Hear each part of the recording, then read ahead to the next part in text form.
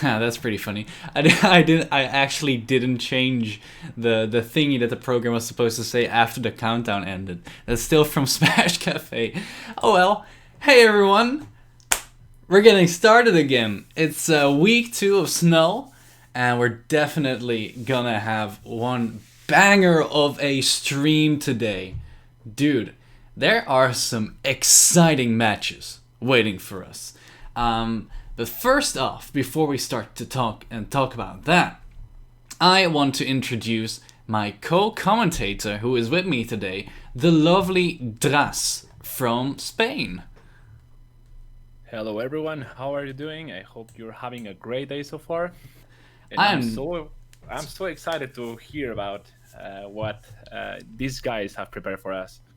Oh yeah, dude, we are definitely gonna have some fun matches today. I can tell you that for sure. Just looking at the schedule of the day. I'm gonna bring it up here on the stream actually.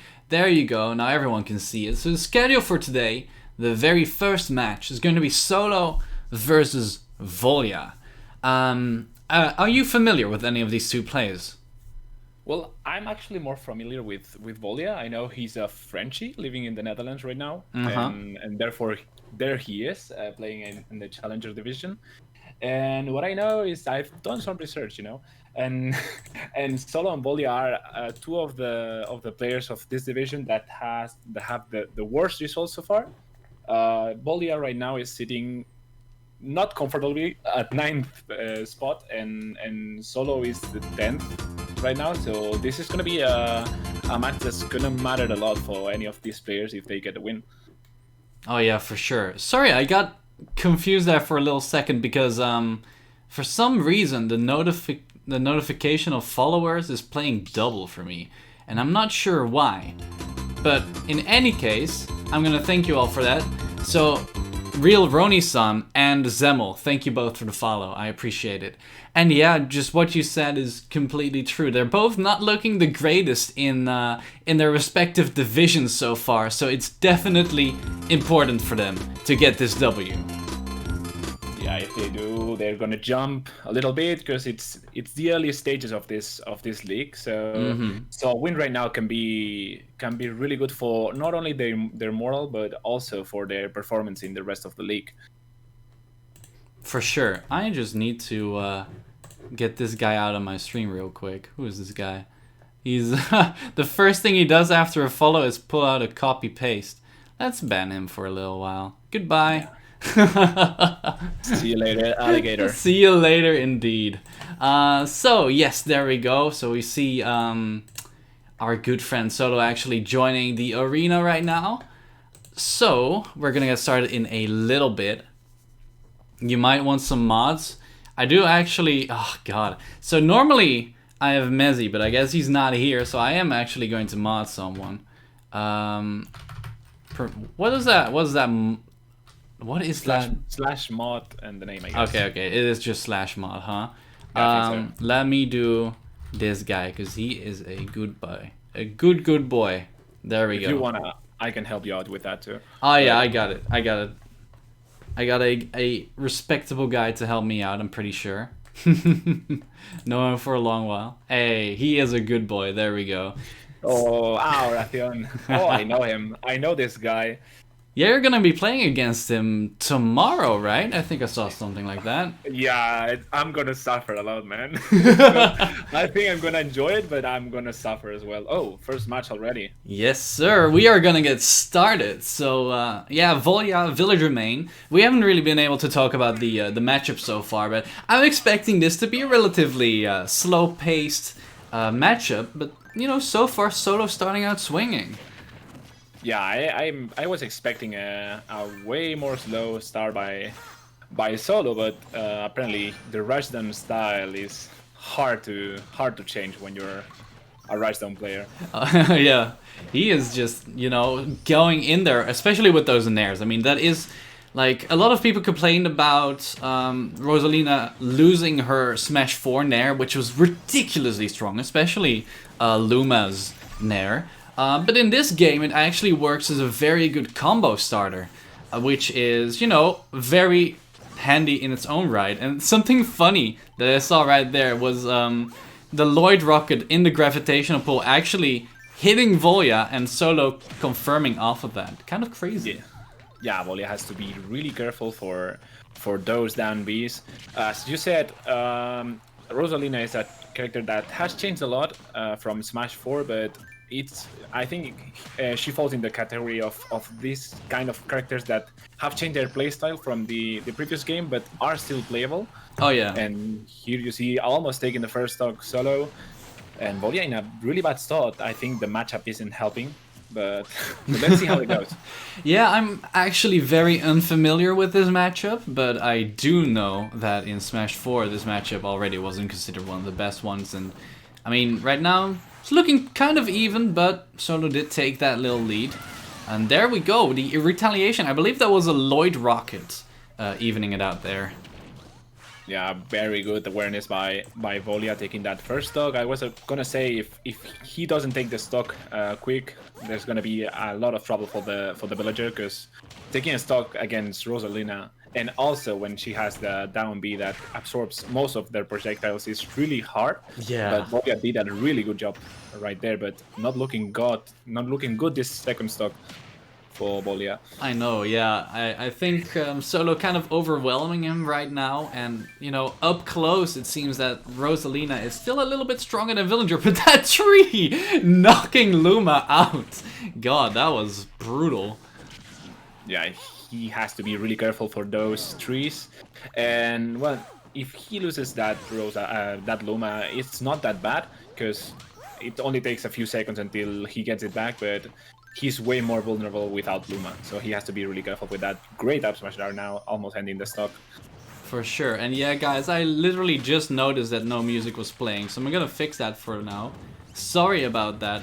Thing is, I just kind of like, whenever I'm playing, I just play without music. So I play with my own music, so I turn off the in-game music.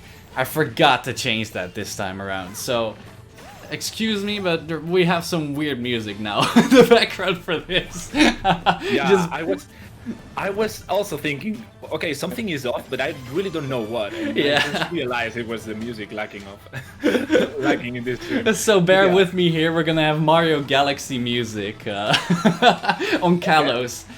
Kind of strange, but yeah, in the meantime, Solo's just been taking this lead, running with it.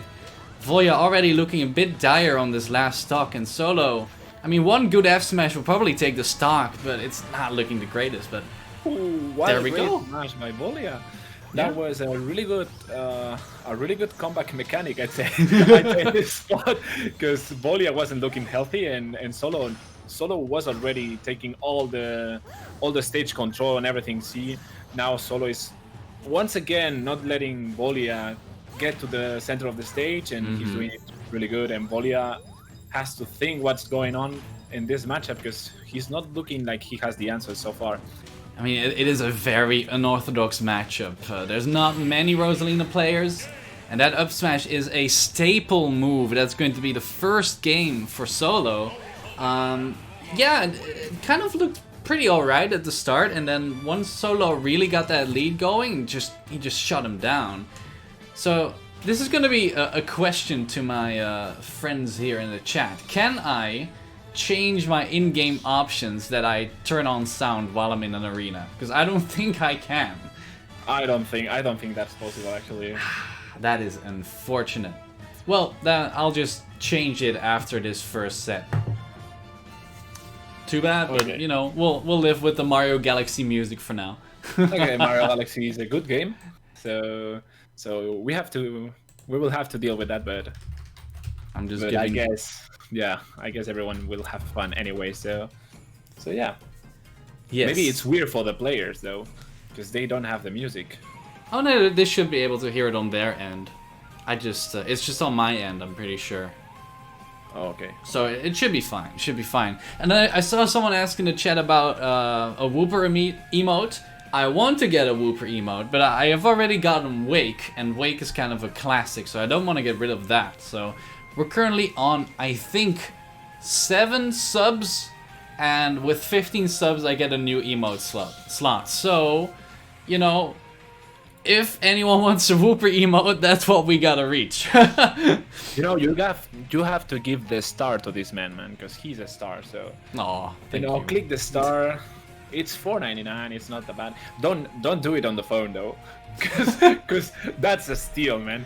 That's just, you know, so he can have some of this, for example.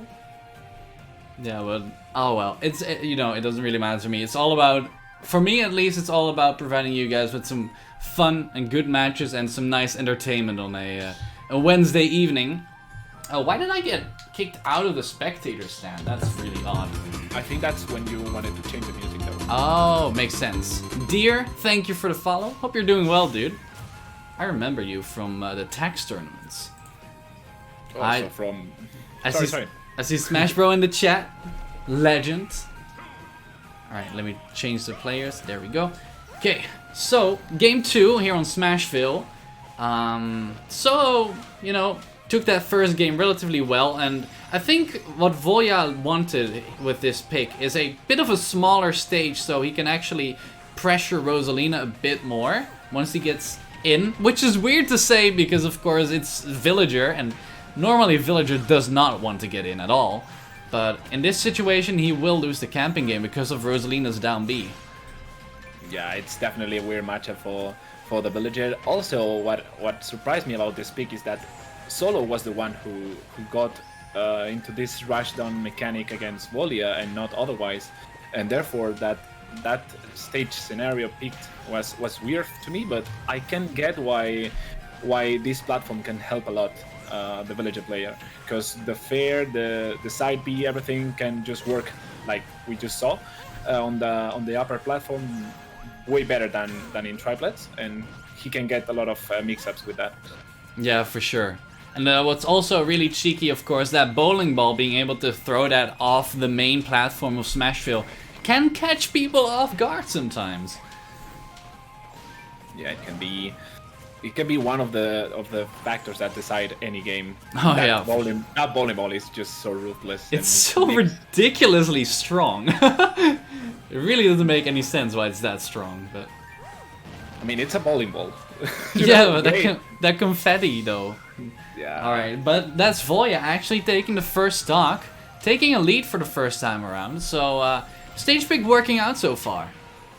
Let's see if he can keep that stock a bit more until he loses it, because maybe getting a bit of advantage can be beneficial, of course, for the Villager player. And let's see if Solo is capable of not losing their nerves. Oh no! And just as I said it. Yeah, just as you say it, indeed. Voya taking the big lead, and Timo, how do I pronounce it? Let me know. Thank you for the sub, dude. As one closer to the Whooper emo. Let's go. Yeah. And finally Solo firing back here, getting the up smash, the classic Rosalina kill move.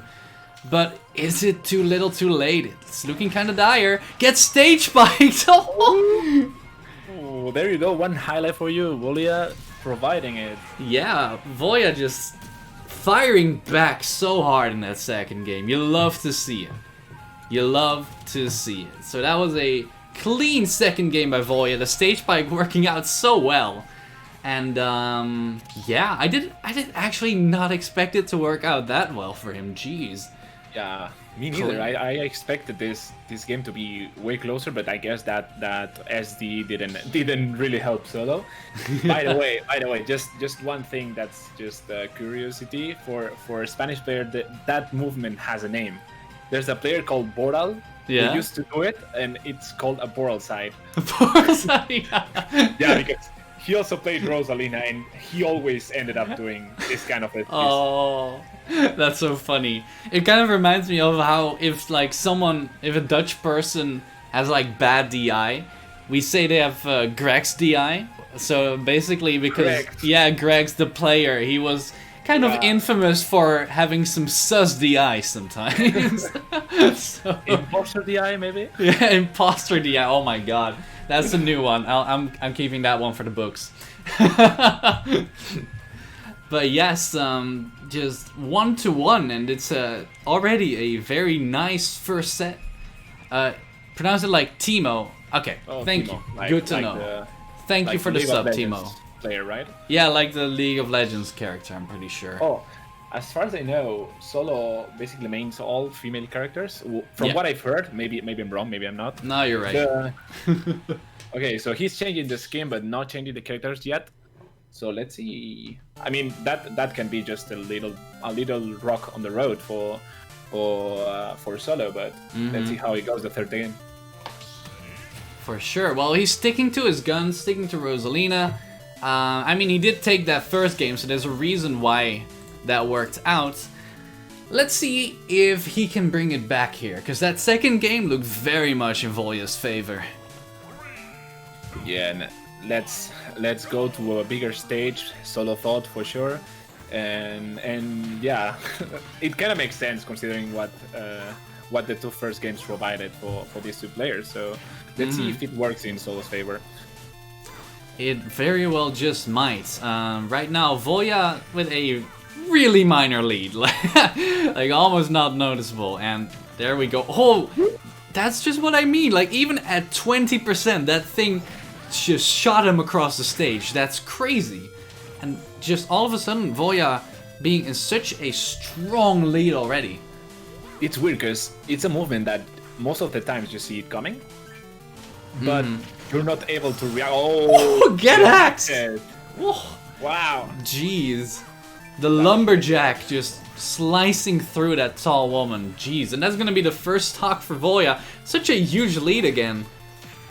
Yeah. He is putting on... Oh, he's putting on a clinic right now. He almost ended the career, but okay. Barely survives that forward air. Stage spikes him. And this match, you know, as I said before, I was expecting this to be very defensive, but these two players going at it. And that's what we love to see sometimes.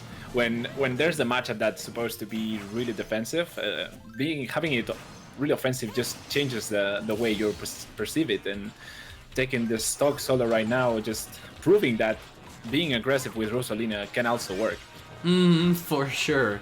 And, you know, Volya did lose his stock there. Already tacked on some nice percentage on the second stock of Solo. Tried to, I think, an up smash there, because that might have actually killed on that top platform. But right now, Solo is in a bad spot. Yeah, that up smash definitely would have killed at that percent. Solo really struggling to get back on the stage. That AB will finally do the work. But he has to be really careful because Volya can kill with almost anything at this point. Yeah, for sure. And he's got the hatchet online. I was just about to say, the main reason most of the time for villager mains to plant that tree is to get that hatchet online, a strong kill move. Which, you know, the character doesn't necessarily have the most of, so... Yeah, I have a lot of curiosity about up smash because it's not a move you see often with villager, but he's doing it consistently right, and it's just kind of that down smash perfectly reading that roll. Yeah, the down B there, that was perfectly on that roll. You're completely right. He was so ready for that. Yeah, and now Solo who has to take a stock before losing that game. And let's see, because Volya is a really high percent, and any up air with Luma, any back air will kill at this point. Yep, and there we saw Solo, you know, using the wave bounces to displace Luma, get her further away from her to actually control it like the puppet that, you know, the character might have supposed to been played as. I'm not quite sure, but it's a Luma, I mean, it's a Rose attack that Solo uses quite often. Those up smashes not hitting their mark though, and Volya, yeah, he barely survived a lot of those, but then the third one is gonna be the killer. Yeah, he was holding too well on that stock, but didn't manage to get any percent out of Solo, who has claimed the lead for now. And this third game looks really good for the Rosalina player. Yeah, he's firing back a little bit, and that's good to see. He's definitely not, you know, out of the game, putting on the pressure. Luma's back, that could be very big, but Volya trying to, you know, slow it down maybe a little bit. No, actually just heads in. Multiple parries there. What a crazy scenario. 78% for Volya, who has to be really careful because Solo is trying to get those backers off stage, and that could kill easily in a bit. There you go, another backer that doesn't connect for just an inch. or two, and Volia struggling to get back on stage now. Yeah, I like the uses of the wall jump there on the side, using that to get that extra little back air in, you know, tack on the percentage. But ever since this last stock, Solo has been holding on to his pressure very well. And Voya gonna go to the other side of the stage, actually. Villager can do that quite easily. Gets caught, survives barely because of Town. Yeah, let's see, because Volia has gotten a second chance. Let's see if Solo is gonna try. I guess Solo's gonna try for another up smash or any back air, falling back air. So Volia has to be really careful because his stock is on the line, and Solo is doing a good job at avoiding Volia, almost getting that up smash right there. Ooh, one up smash from Solo could probably end this, and Volia hanging on by a thread, survives that. Planted the seed, but we'll need to get that tree online to get his axe. His one good kill move online. The jabs. Yeah, that is it. Yeah. Solo taking that third game. Barely though. That was much closer than any of the other two games. I think both forces got established, and both of the players know what their best moves are, their best ability and their best threats are, and they just proved that Solo is really good at rushdown, Volia is really good at holding his stocks and just racking that damage little by little, and just two different playstyles, not by much though, because both of them I'd say they're pretty aggressive. But I don't know if Solo is gonna stick to Rosa if he loses game 4. Yeah, that might be a good thing to consider if it does come that far, you know. But you know, he still, you know, needs one more game. Gonna stick to the Rosa. So let's see. We're going actually to Kalos, so we're going back to where the first game was played. Interesting, because Voya lost there, but maybe he knows something that I don't. Well, one thing. Sorry? No, sorry. I just interrupted you. No, one thing I just thought of, you know, Kalos being a walled stage might actually help him with the bowling ball, because you cannot ride up against the stage to try and avoid it. But what were you gonna say? I was about to say that the bowling ball was gonna help Volia for sure here. And also that lack of middle platform can also help Solo though, because he's gonna have a better time at catching Volia's comeback with up airs and such. So Volia has to be really careful not to be thrown upwards, because that up smash and that up throw can just really be decisive for the match. Yeah, for sure. He needs to be careful with how he lands. And Solo, there we already saw it, you know, sharking under that drift, trying to catch him landing. And now the Luma's online, so he needs to be careful of those kill moves. The up smash, not even the Luma needed. Rosalina just headbutting Villager into the blast zone. That's Solo taking the first game here in game number 4. I mean, first stock in game number 4. Yeah, he's with a quite comfortable lead. More than was expected from game 3, for example. So 72%, but he has Volia at almost the same percentage, but with one less stock. So yeah, he's struggling a lot, Volia. Yeah, it's not looking too great for the Villager main right now. Solo, you know, he did lose that one game very handily, but he's just been firing back ever since. And I don't think, you know, if this keeps up the way it is going, it's not looking good for Voya. Yeah, and Rosalina is a character that can hold a lot the lead, and if Solo does it right, he almost has it. Volia has to think of something that can kill Solo really quick in order to get back onto the game, because he's struggling a lot. That can be, and Solo gets back to the stage. Not enough for Volia. I like that offstage pressure, really trying to make something happen there. The tree once again taking Luma out, but he needs to find a kill move. Goes for the parasol instead of the axe, which I was expecting. Good roll read though. Yeah, 150%. If he can abuse the stock here, I mean, get more percentage from here, Volia can get the comeback. But Rosa is really good at refraining people from getting comeback though. Yeah, for sure. If you play her defensively enough, but you know what also happens to stop people from getting a comeback is getting a kill, And that's exactly what Solo did there. You know, really just almost lapping Voya, but Voya firing back. Yeah, it's not the first time we've seen this. It's the second time we've seen Solo punishing a dash attack with an up smash, and he's taken both stocks with this mechanic. So Volia may be a little bit not careful enough for this. So let's see, because Volia is on the last stock right now. A really high percent now for Volia. He needs to get that stock before he gets any more percentage. 84% for the... Ooh, that chase down. Yeah, that Almost chase down was so scary, but Voya barely managing to scrape by there. Yeah, he's having a lot of struggles of getting damage. Solo right now really working that second stock on Volia, who's unable to get percentage. He's already at 105%, and he's gonna lose the stock if he loses to an up smash of Solo. Ooh. Let's see if he gets the stock now, because Volia needs it. Yeah, I mean, he's really firing up with this pressure in this potentially the final moments of this game. Down tilts into the jab. What a crazy combo all the way across the stage. And Solo just kind of running with this lead. I don't know what he was doing right there, but sure. What is he doing? What are you doing, Solo? I don't know. I think he wanted to cancel it, maybe on the other side of the stage. Yeah, he was trying to be fancy. Yeah, but that's weird. That up smash not gonna be enough, but Volia at a really high percentage, almost losing that stock and the set. And he has to be really careful right now. Yeah, one final little mistake can cost him this set. And it would be very, very painful for him, because I believe that he still hasn't won a set in his league, and that is going to be it. Just Solo taking out Voya actually here in the first set of the day.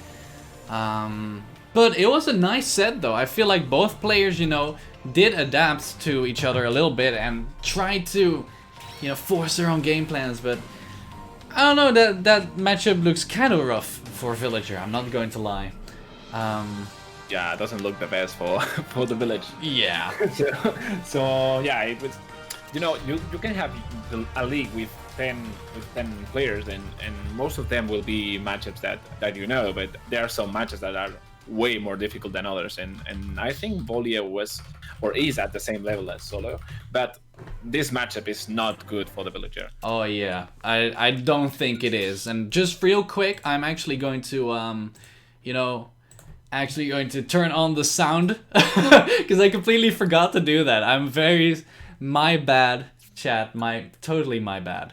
But you can see the cue for today on the stream. There we go. There's some beautiful soothing music for your ears. But yeah, GG's to Solo and GG's to Voya, of course, but Solo taking the W. And we're gonna have a Stone Division match next. It's going to be Bas Geluk versus Don't Camp Me.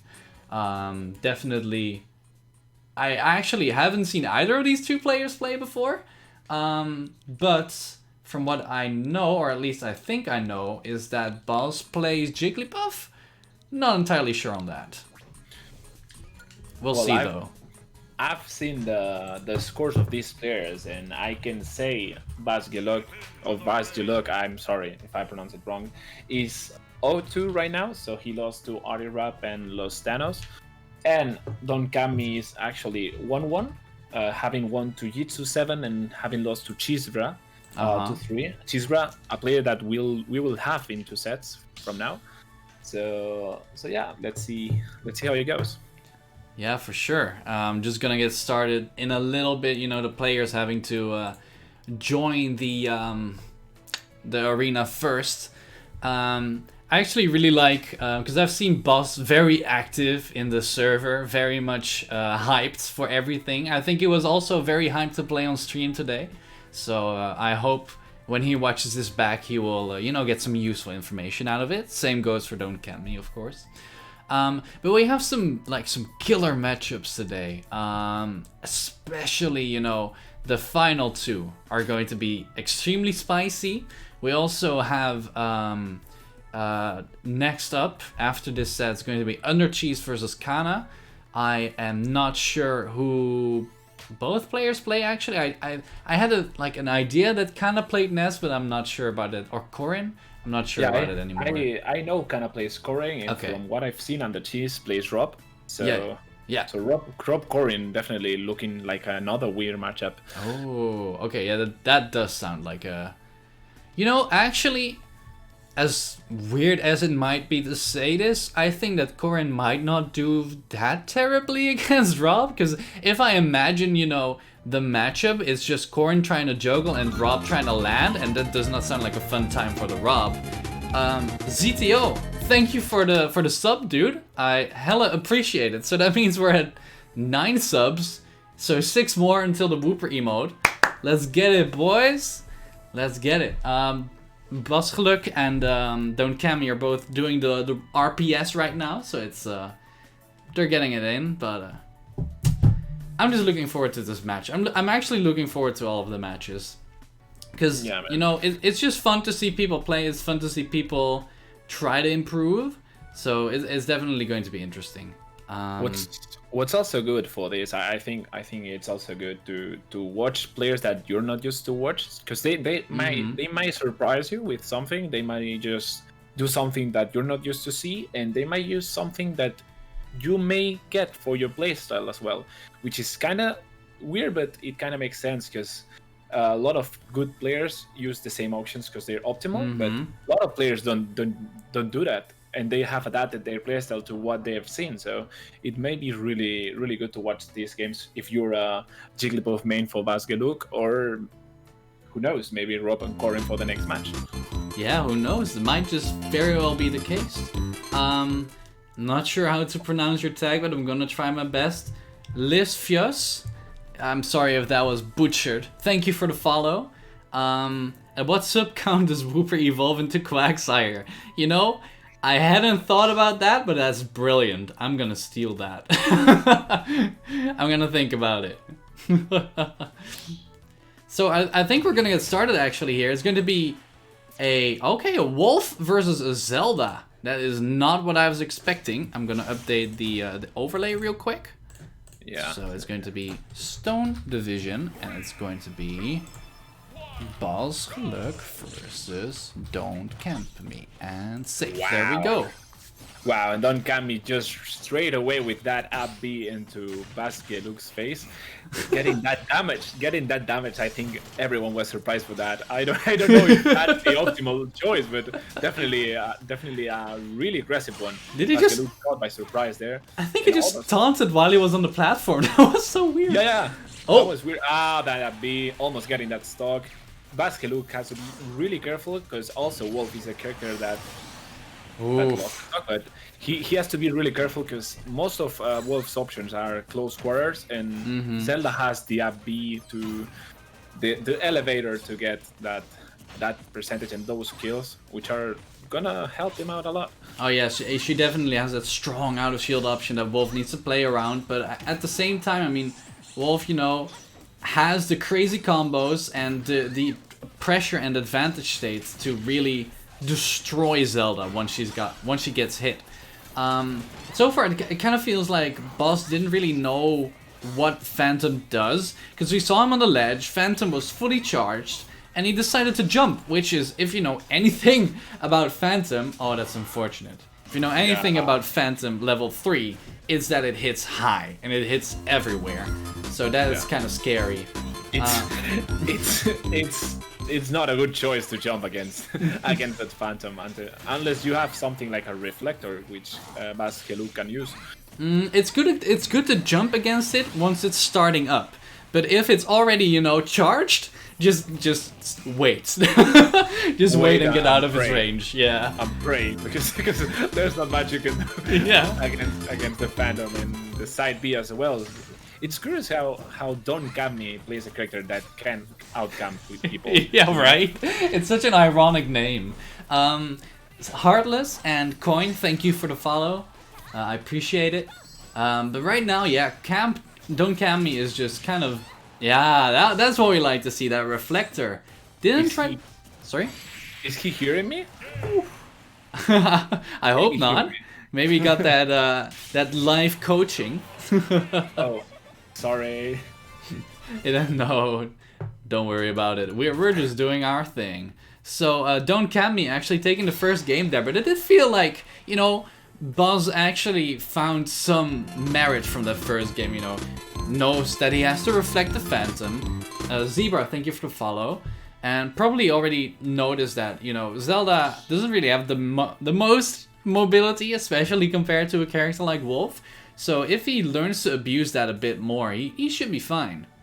Yeah, let's just hope Bas Geluk doesn't SD once more, because he lost the stock at a really low percentage, and I hope that doesn't get into his mind.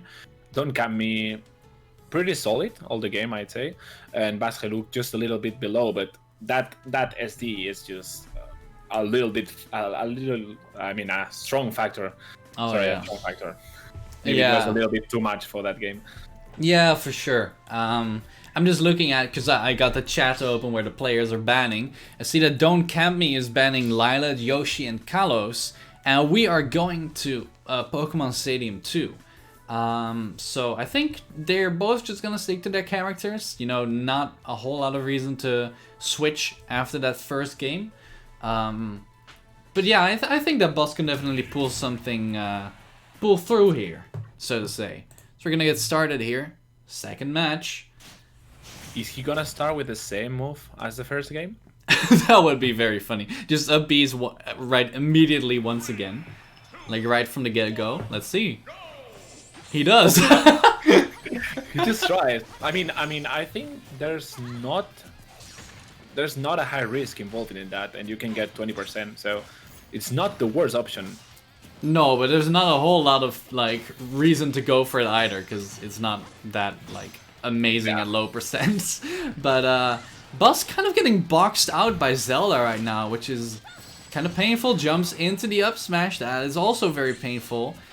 And Don't Camp Me kind of overwhelming Buzz, it almost feels like. Yeah, it feels like he hasn't played with many Zeldas so far, because he's just getting Don't Camp Me is getting all what he wants. Is a rushdown character that is getting abused by those up Bs and those options out of shield, and Don't Camp Me seems pretty comfortable against Wolf. Yeah, he does. It goes to deflect, but you cannot do it that transparently because Zelda has way more time to react. And that's what we saw right there. And Don't Camp Me, you know, feels like he's just a bit more in his element with Zelda than Boss is with Wolf. Like, he can play his own game plan and doesn't really have to respect much that Boss does, because it feels like Boss hasn't really learned very well how to put on the pressure with Wolf. And that's kind of keeping him back right now. Yeah, also, Don't Camp Me, I mean, it's easier to get a player to play Wolf against you than Zelda. That Smash almost taking it. And what I meant with that is, great, fair enough. What I meant is that Don't Camp Me is probably has an easier time to find someone that plays Wolf than Bas Geluk with Zelda. Yeah, I get what you mean. Oh, did not air dodge there. Very good jump, because he would have died for an air dodge. The Boss doing pretty well here in this second stock. Needs to be careful on how he touches his shield though, because we all know that Don't Camp Me is just waiting to press the B button. Ooh, almost sealing that dog. Bas Geluk doing a really good job at keeping his for now. With that dash attack, definitely gonna do it. Don't Camp Me, and again with that lead that is quite comfortable when you play in a character that doesn't need to approach to get percentage. For sure, and Don't Camp Me kind of missing the throw combo there, that's unfortunate. Boss though, I like how he is firing back, you know. The first game started out kind of rough, and now the second game, he might still be in disadvantage, but he is doing much better. And you love to see that. You have to be really careful, because if you start an animation that's gonna keep you on place, Zelda can also abuse that. Wow, that's F smash into Zelda's face, taking out that second stock, and Don't Camp Me now in a very tougher spot than before. And what I want to give Don't Camp Me as a piece of advice here, and that actually goes to, you know, all players, is if you are off stage and your opponent is on the stage, be extremely careful if you decide to jump back to the stage or not. Because 9 out of 10 times, or maybe even more, it's better to grab the ledge. So it's, yeah, that's just the Zelda coverage on the ledge. That's rough. Yeah, it just feels like a low-key, a little bit retail Samus, you know? Getting back to the stage against Zelda is just so difficult sometimes. Yeah, for sure. It's kind of rough. But that just goes to show, I mean, honestly, how well Don Kemi is just playing as Zelda. You know, he knows his tools, he knows how to use them. Honestly, still a bit too trigger happy with some moves, I would say, especially with the more risky stuff like the up Bs. But he's just showing that he knows how to play his character. And I'm still kind of missing that with Buzz. We haven't really seen any big combos from Buzz. We haven't really seen the strong advantage states that Wolf is known for. So it feels like in that regard, Buzz, if you're going to be watching this back, try to focus on that in friendlies. Because I feel like if you learn how to do that and learn how to play the patient neutral into the strong advantage, you're gonna, you're gonna rock. Because Wolf, that is where Wolf shines. Yeah. Wolf has to abuse those combos, those long strings that get a lot of percentages, and those commands. Let's just say commands that have little or no lag at all. Because Wolf is really strong with his frame data. Yeah, for sure. That might be an understatement even. But, yeah. We're going to FD, which is I'm not sure actually. I think this stage could be good for Wolf. Because, he has the horizontal control with the laser, and then he can absolutely destroy Zelda because there's no platform to land on. And so far it's kind of just a going out of the gate swinging kind of match. Yeah, they're just exchanging hits back and forth, and right now I don't think that benefits Baz because he's the one that needs to win 3 games straight. Wow, that back air was perfect. How would he get a lightning kick on the Wolf side B? That's kind of nutty. That is kind of nutty, I'm not gonna lie. But, Buzz, one thing, I like that he started to use the reflector, but he's being much too transparent with his usage. He's just, showing that he's gonna reflect the Phantom way before it's even time, and that's what I like to see. Uses a reflector, notices that it's not gonna work, immediately changes his game plan, rolls in to avoid the grab, and he might still be in a big disadvantage here, but he is showing that he's learning from his mistakes in the set, and I love that. What I've seen about Baz that I really like is his recovery when Don Kami is just throwing that side B, which I don't know his name, but I don't know. I just really don't know it. But when he throws this side B, Baz just waits and goes from downside or just jumps over it. And Don Kami hasn't been able to get any side Bs on him so far. Yeah, for sure. And Buzz finally takes the first stock, but already at 113%. That's just a few good hits away. Oh no, and another SD. Kind of spooked by the Phantom there. Thought he would land on the stage, goes for the reflector, but he just glides past. That's unfortunate to see, but Don Kami definitely gonna take that and try to close out the set here. But we see Buzz firing back. Yeah. Yes, sir. He's Nice. doing a really good job not letting Don Kami get back on the stage, and already at 113%, and there's the SD that even things out. Yeah, an eye for an eye, both SDs for both parties, and I like how Buzz was using Nair in that situation, actually covering the roll from the ledge, covering other options, showing that, hey, this big ol' long-lasting aerial is pretty good for the ledge trapping. And it's just a slugfest, both of them hitting each other left and right. And Buzz barely hanging on there on the ledge. Very great recovery by the Wolf player right now at a quite good lead actually, I'd say. But you have to keep in mind that Zelda hits, and when she does, hits strong. Yeah, that is it. He expanded his double jump trying to jump back on the stage, and that's what I said in the last game. be careful how you use your jumps, especially when you're coming back from off stage, because it might just end up with you losing a stock, just like that. But honestly, I like what I saw from Buzz, you know, even though he lost all 3 games, I feel like I clearly saw him progressing in learning how to play the matchup and dealing with Zelda. So in that regard, I'm really happy about what I saw. So good stuff to both players, and that means that Don Cami is gonna win that one, and we're gonna have our next set, which is, as you can see on the stream right now, Under Cheese versus Kana. So as we said earlier, it's a Raw player versus a Corrin player in the Copper division.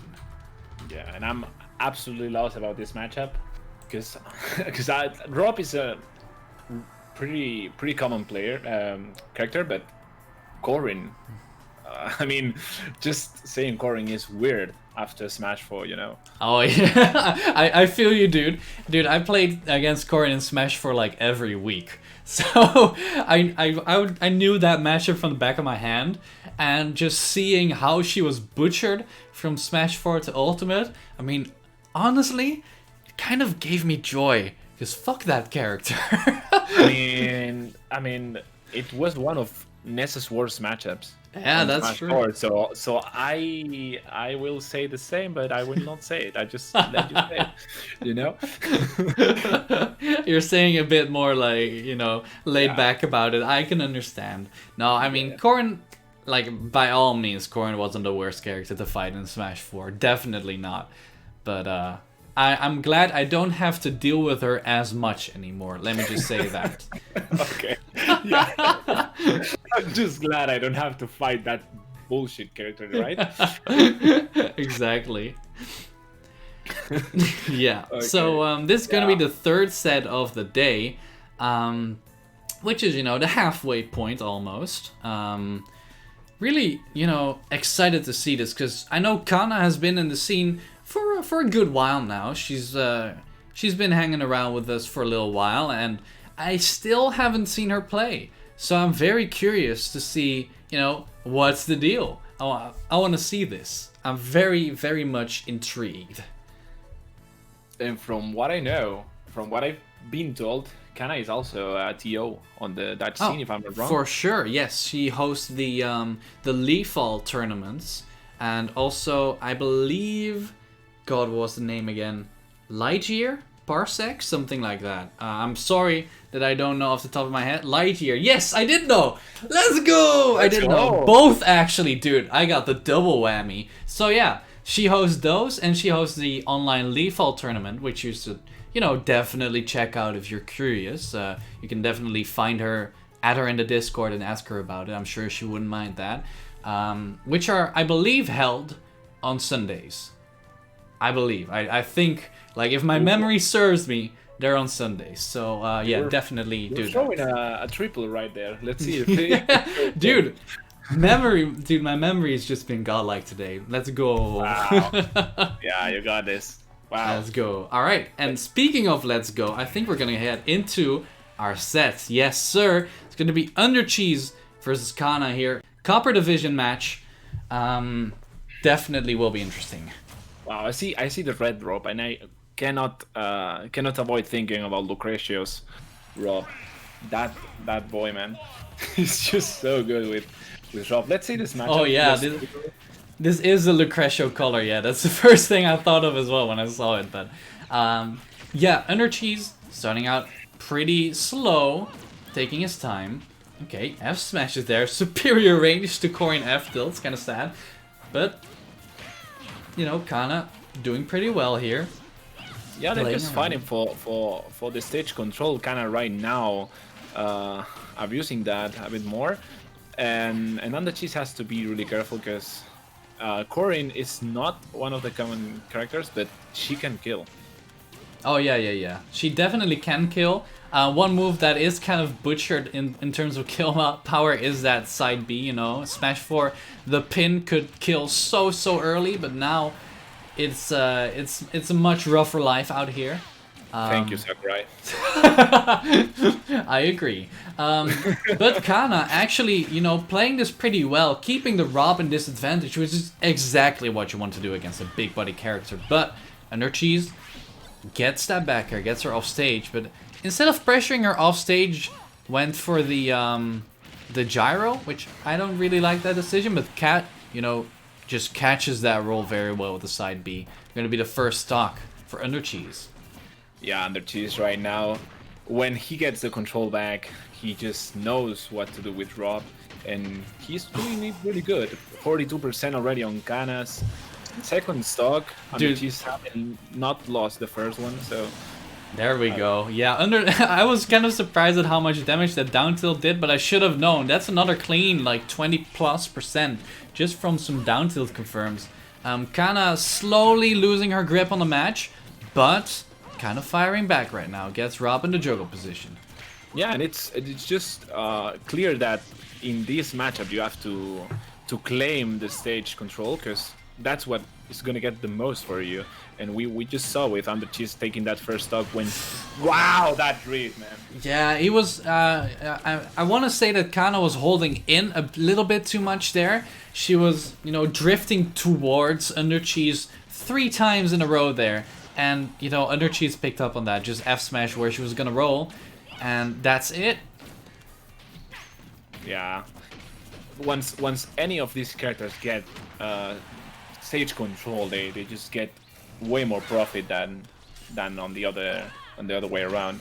And she's waiting really good for that F smash to come out so he can get back to the stage. I kind of want to see... honestly, I kind of want to see some different ledge pressure from Kana, because what she was doing there with the F smash, she's been trying that like 4 times in a row now, all of the times not working, whereas if you're Corrin and you have your opponent on a ledge, it's most of the time much better to, go for your nairs, to just, whittle them down, reset the ledge situation again and again and again to just build up a lot of percent. But that's not what she's been doing. Yeah, the F smash definitely not working in Kana's favor right now. The side B also not working out for Undercheese. And let's see if she changes that. Used to, I think she's used to do that, and she does it anyways, So she has to be really careful because her stock is just on the verge of destruction, Yeah, for sure. And I feel like both of them have kind of start to be careful now. Even Undercheese, heavy boy, but I don't think that's gonna do it. No, Kana at 158, barely holding on. Does not get a punish off of that. Yeah, Undercheese has to be really careful because Kana has that counter attack as well, and can kill it really early. Watch out for that. He gets back up to the stage. Oh, what a trade! This can really go either way. This is down to the wire. Goes for the pin on the stage. Wow. Okay, Kana. That was a clutch victory right there. Damn. Okay, if you're gonna change the way you edge guard, better be in the last hit of the game, That was kind of sick. Damn. I'm glad I got to see that. Oh, that was such a cool way to finish off that game. Michu, thank you for the follow. I appreciate it. That is kind of a rough loss for Undercheese because he was in the lead so much during that game, but kind of showing, she's got what it takes to clutch out that game.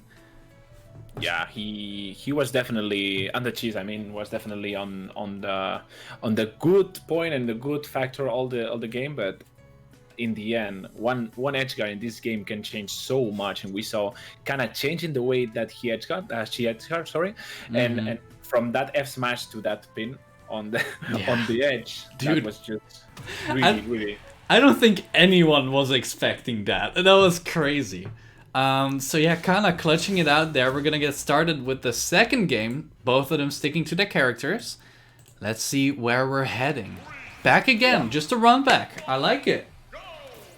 Yeah, I just realized Undercheese doesn't have enough letters to put his whole name on the tag. Oh yeah, you're right. Like under chess. Under cheese. Yeah. Yes, indeed. But yeah, Kana firing off pretty strong here in this game. Pushing the advantage state once again. Keep nice, using the fair to cover the ledge. Better than that F smash, that's for sure. And just chasing down under cheese whenever possible. I like it. Definitely a strong start here for her. Oh, that backer gonna take the first stock kinda in a pretty comfortable lead. This second game, after having to struggle a lot in the first one, she really seems to have adapted to the Rob player, and right now she's just ruthlessly taking and racking up damage. Yeah, for sure. And that down tilt on shield from Corrin. Oof! Okay, that's an unfortunate trade. But what I wanted to say is, I saw, you know, Undercheese get pressured by Corrin's down tilt on shield. But you should definitely not feel pressured by that move in your shield. However, you should feel pressured by that back air. Dear lord, 2 back airs in a row taking a stock from Undercheese. And he's firing back now, but oof, what a lead for Kana. Wow. Less than 1 minute and a half, and we're 3 stocks down and a half. So this looking like it's not going to timeout. Yeah, we're swinging this game, that's for sure. Both of the characters racking up a lot of damage and taking those stocks really early. So let's see, because I don't think this is gonna last for much longer before we see a game 3. Yeah, little chance that this game will take very long, because Kana once again just swinging with that chainsword. Gonna get up smashed by the Rob though, and evening up the stock count, but you know, the way Kana has been playing this game, Undercheese might be having it rough, but he's making something happen slowly.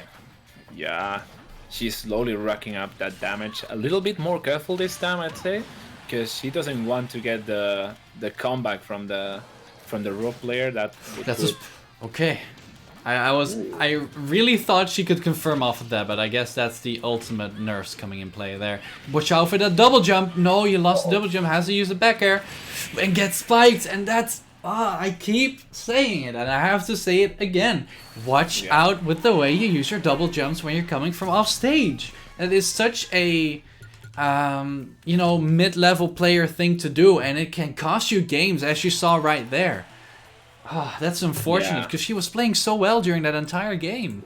Yeah, I was just saying the same thing, that Kana was just a little bit slower on the pace, which was really good for her because she had the advantage, and once she lost it, she just got nervous, just spend that second jump, and if you spend the second jump against Rob, Rob's gonna go for the downer, and that downer looks kind of free, let me say. It is pretty free. That move is active for a very, very long time.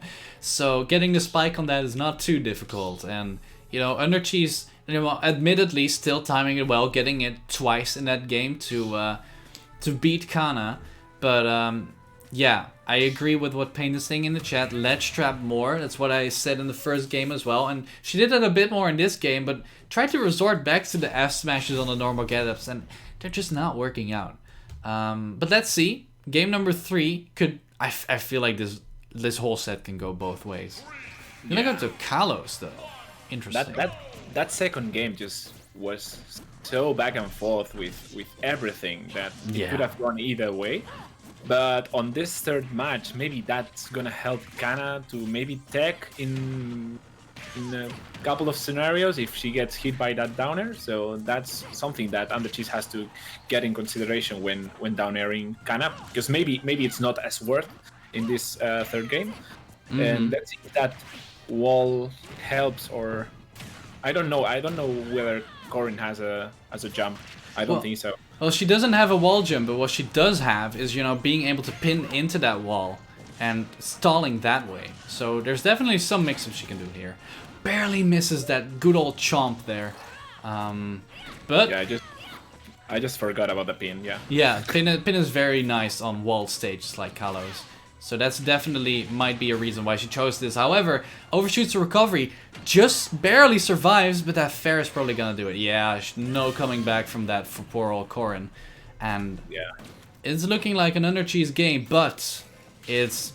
I mean, honestly, it can still go either way. These two players are so volatile in this matchup.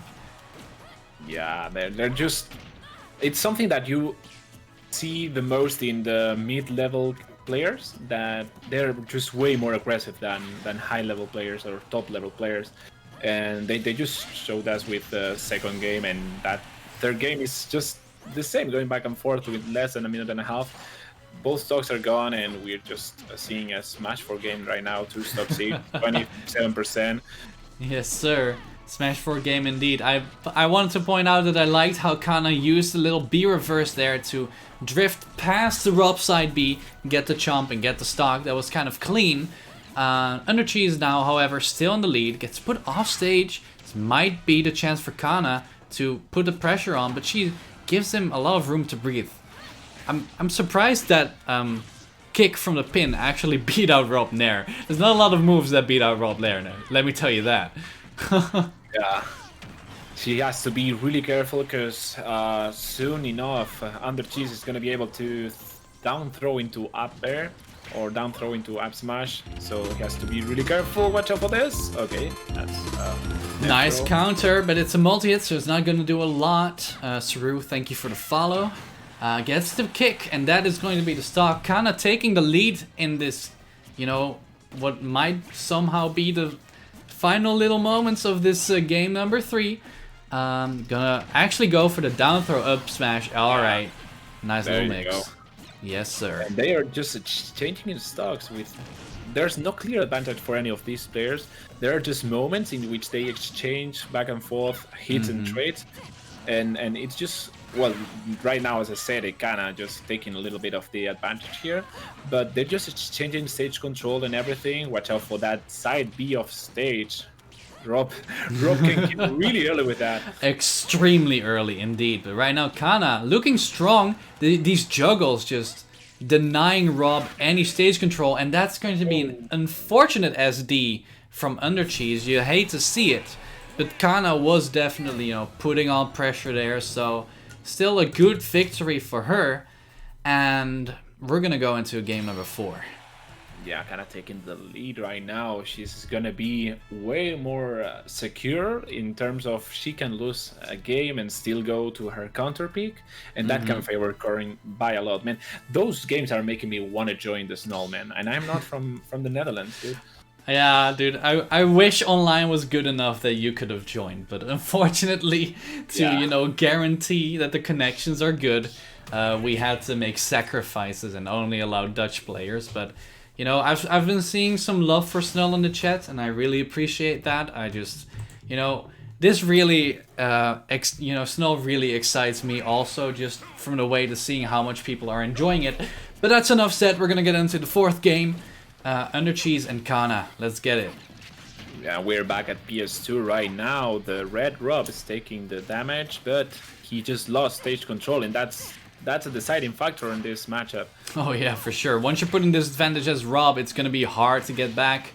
I like that Undercheese chased her for going off stage there. Missed, however, but they're both back. Well, just as I say that, actually, he's put back off stage. It's so hard to keep up with the pace of the game sometimes. Ultimate is such a fast game if both players are playing like aggressively as they are right now. Yeah, and kind of really racking up that damage already, 104%. She just tried to cheekishly pin against the stage once more. Rough didn't work out this time, but he would have been in a really bad spot. And watch out, because that side B is gonna get it first stock in less than 1 minute. Once again, both players just providing what they have really aggressively already. Oh yeah, that's an overextension. I kind of was already doubting going for the kick at that low percent, because you know the Rob is probably going to be actually plus after the kick, having way less lag than Corin, my bad. But we don't talk about that player. You know, Corin or Robin, man. Oof. But oh, that's the second time actually that this interaction has happened. I'm very surprised that Robin.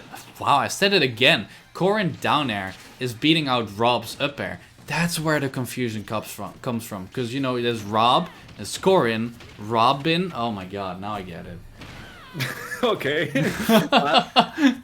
You know, I was just hearing. I was just okay. She survives. Okay. She survives. Yeah, and maybe that's because the down air, Corin's down air, is just a disjoint, a really big disjoint Yeah. actually. So he has to be careful. That side B is gonna take it, and maybe the under cheese is used to having his upper win against anything. So maybe hence kinda just bullying Rob without Danner. For sure. We saw a little bit of a battle of the down tilts right there, but Rob definitely going to be the winner. One of the best down tilts in the game. Kana evening up the stock count. This could be the final game if she manages to get a strong advantage state started here. But, under cheese, not very likely to let that happen freely. There she goes. Starts swinging. That's already 66% on the Rob. And those are great strings by Kana. The current player is just working her way into this game so much. 89% already on Rob. He has to be really careful because this game is also his set. And Kana just doing what she's intended to, getting stage control and just not letting Under Cheese get back. I like that she kicked away there this time, recognizing the danger of the situation, not putting herself in more danger. Gets the jump call out there. Just a little bit more for her to take this W. Undercheese needs to make something happen here. Needs to swing and get the tides of the momentum on his side. That side B might have done it, but he misses a down air. Yeah, and Undercheese has to be really careful because Kana is probably looking for a back air at this point. It's gonna take it for sure in the end. And again... Yeah. She's resorting to the F smashes on the ledge again. Gets the back air though, and that is going to be the set. So Kana taking it 3-1 here. Very clean. I liked it. After that first game, Kana just working out her way. I think she lost game 1 to Undercheese. No, game 2. She lost game 2 to Undercheese, and then after that, we could see a little bit of a change in the way Kana got the percentage. She always got the percentage first, even if she lost the stock in first place. She always seemed to have a bit more of that stage control we discussed about in the first stages of the game. So good shit to Kana and good shit to Undercheese as well. Yeah, for sure. Both played pretty well there. I think what Undercheese had the most struggled with the most there, I want to say, is just that disadvantage state. And that is part of being a big body character, but I feel like he might want to watch some good raw players like let's say Anti-Reflex or Longao and look at how they play disadvantage, because I feel like he could learn a lot from that. Yeah, I think one of the best sorry to interrupt you. Yeah, no worries, go right ahead. One of the best raw players that I think Undercheese can look up to is Vidat.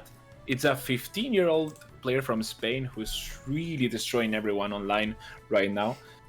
So okay. 6 to go. Yeah, 6 to go. 6 to go indeed. 6 more subs until a Whooper emote. That would be pretty hype. I'm not gonna lie, but we'll see what happens. The first time you said Whooper, I thought about the burger, the Whopper. The Whopper burger. I don't know why, man, but I guess I'm just hungry. But yo, damn. Aaron, thank you for the gift sub. So Nover, welcome to the Whooper squad. I kind of want to say I don't have a name for it, but thank you. So 5 more actually until we get a Whooper emote. We're so close. That's so cool. You're almost there, man. Yeah, that's and amazing. We're gonna have Cheesebra against Bra. Cheesebra and Bra, both players already sitting comfortable in the Stone division. If I'm not wrong, Cheesebra is the third one. He's 2-0. Bra is also 2-0, but with a better game count. There you go. Thank you, Giraffe. Thank you for the sub, my dude. That's 4 more until a Whooper emote. Jeez, you guys are going hard. Thank you guys so much. That's kind of crazy. Yeah. But yeah, as you were saying, indeed, it's so close. Both players doing pretty well in their own divisions. We saw Bruh actually last week on stream. He's the first returning player. And he did really well. He beat, I want to say it was Yitsu in the Falcon Ditto, the first game. And then in the second and third game, he went DK and just styled. It was nasty. So I wonder which character we are going to see today. I'm pretty sure, if I'm not wrong, my investigations are, Elwin Gaming. Elwin, thank you, dude. We got a hype train. That's the first time I've ever got a hype train on this channel.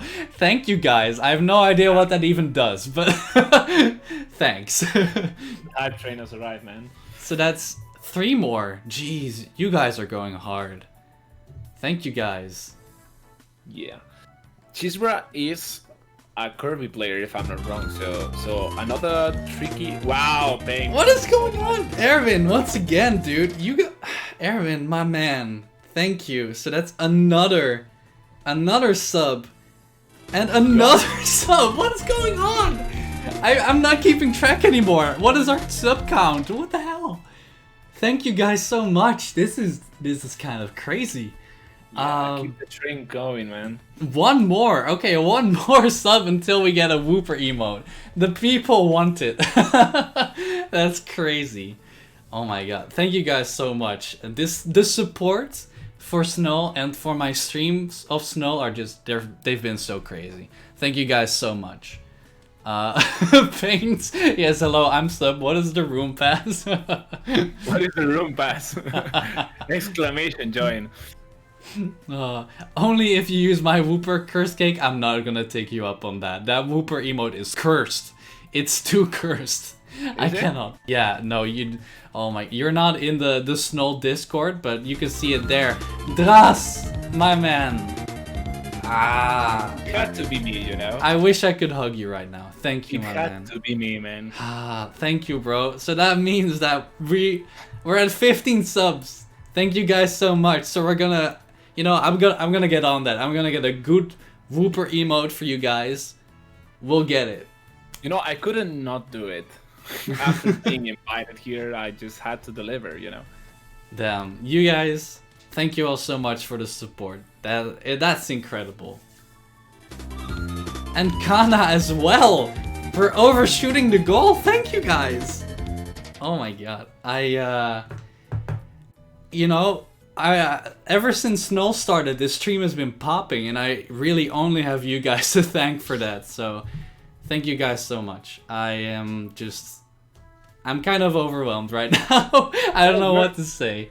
You're delivering good content and people are just paying it back, I guess, yes. So thank you for SNUL. Thank you for participating and joining and just having fun. I mean, that's what, for me, it's all about, at least. Having fun with each other. And, it's going pretty well so far. So thank you all. You too, Aaron. Thank you for SNUL as well. Because, you did a lot of work you put a lot of work into this. And that should definitely not get overlooked. And Nover, thank you for the gift sub. Why is there 2? I still don't understand. Why are there 2 alarms? I don't get it. I really only have 1 alert box, right? I only have 1. Maybe just the alert box and also the Twitch itself. I don't know. It happens to me too, so I'm not sure why it happens. If anyone knows, just let me know. On the other overlay, wait, Aaron, do they both... Why do they activate separately? That's really weird. Is there a way that I can... Is there a way I can fix that? Because, oh well, it's not the worst, but it would be nice to have that fixed. Actually, let me just get the alert box off from this screen. That might work. Oh. Alright. Picking up Falco. That is a character we have not yet seen from him. So that is very interesting. And Cheesebro with the Kirby. And I was already wondering who he played, because I did not know. But let's get it started. Bruh, really liking his combo and advantage heavy characters. We saw him play Falcon. We saw him play DK. And now this Falco, the new pickup, just going ham. But here comes Kirby. And it's really good to see. It's curious to see just mid-level players, because I don't know, maybe it's just I'm used to a bit more relaxed pace, but having this just go ruthlessly into each other phases is just so entertaining to watch, man. Oh yeah, for sure. For sure. Sorry, if you can take it for a little while, I'm gonna try and get this with the alerts right. Yeah, It's fine. It's fine. Right now, Bra losing what he thought it was a lead, and the Nair almost doing it. If Cheesebra does it correctly, he could take the stock, because Bra is just off stage all the time, just ruthlessly going for Cheesebra, while so the Kirby player just maintaining that control and getting that first stock with a pretty beautiful Nair into Bra's face, who also right now is trying to get the first stock, which he does with a back air. Yep. So an exchange again, and you're back, if I'm not wrong. Yeah, I am back indeed. So I tried to do what Erwin told me to do, so hopefully it is fixed now. Good to see the Cheesebra actually putting up a good fight here, taking the first stock and putting on the hurt right now as well. You know, with a character like Falco, who wants to go in and get his combo started, that's exactly what Kirby wants as well. However, Kirby most of the time has a rough time to actually get in. So the fact that Falco approaches Kirby makes it just so much easier for Kirby to get stuff going. Which might explain why, you know, a relatively bad character picking up and keeping up really well with Falco did not get a trip or a jab lock from the down tilt, but still got the F smash. That's pretty funny. Just working things out in this matchup. Falco, as you said, needs to get close in order to get those starters with mostly up tilt. But Cheesebread just taking advantage of that, and just wow, that's the look is here as well. Thank you, boss. Family.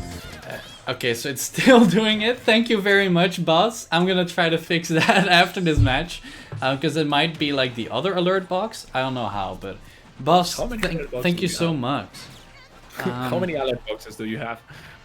Just, you know, one for the screens, but for every overlay. But I guess that, you know, that should be fine if one of them has it installed. Oh my god, that stage spike was nasty. Yeah, that's gonna be a stock. We just lost one of the best. Oh, Vitor, sorry. Thank you for the gift sub. I didn't notice that. Thank you very much for that. She's got taking that first game Yeah. after having seen a really beautiful nasty tech from him, and just not being able to stage spike the second time. But he's always been in the lead. So let's see if we're gonna see a change of character from Bra, because you said there's a Captain Falcon, there's also a DK, and maybe Falco is not the best move here, since Kirby needs to be close, and Falco also needs to be close. Exactly. So I'm just gonna go real quick over all the overlays, or I mean all the alert boxes that I got here, just in case one of them doesn't have that thing on.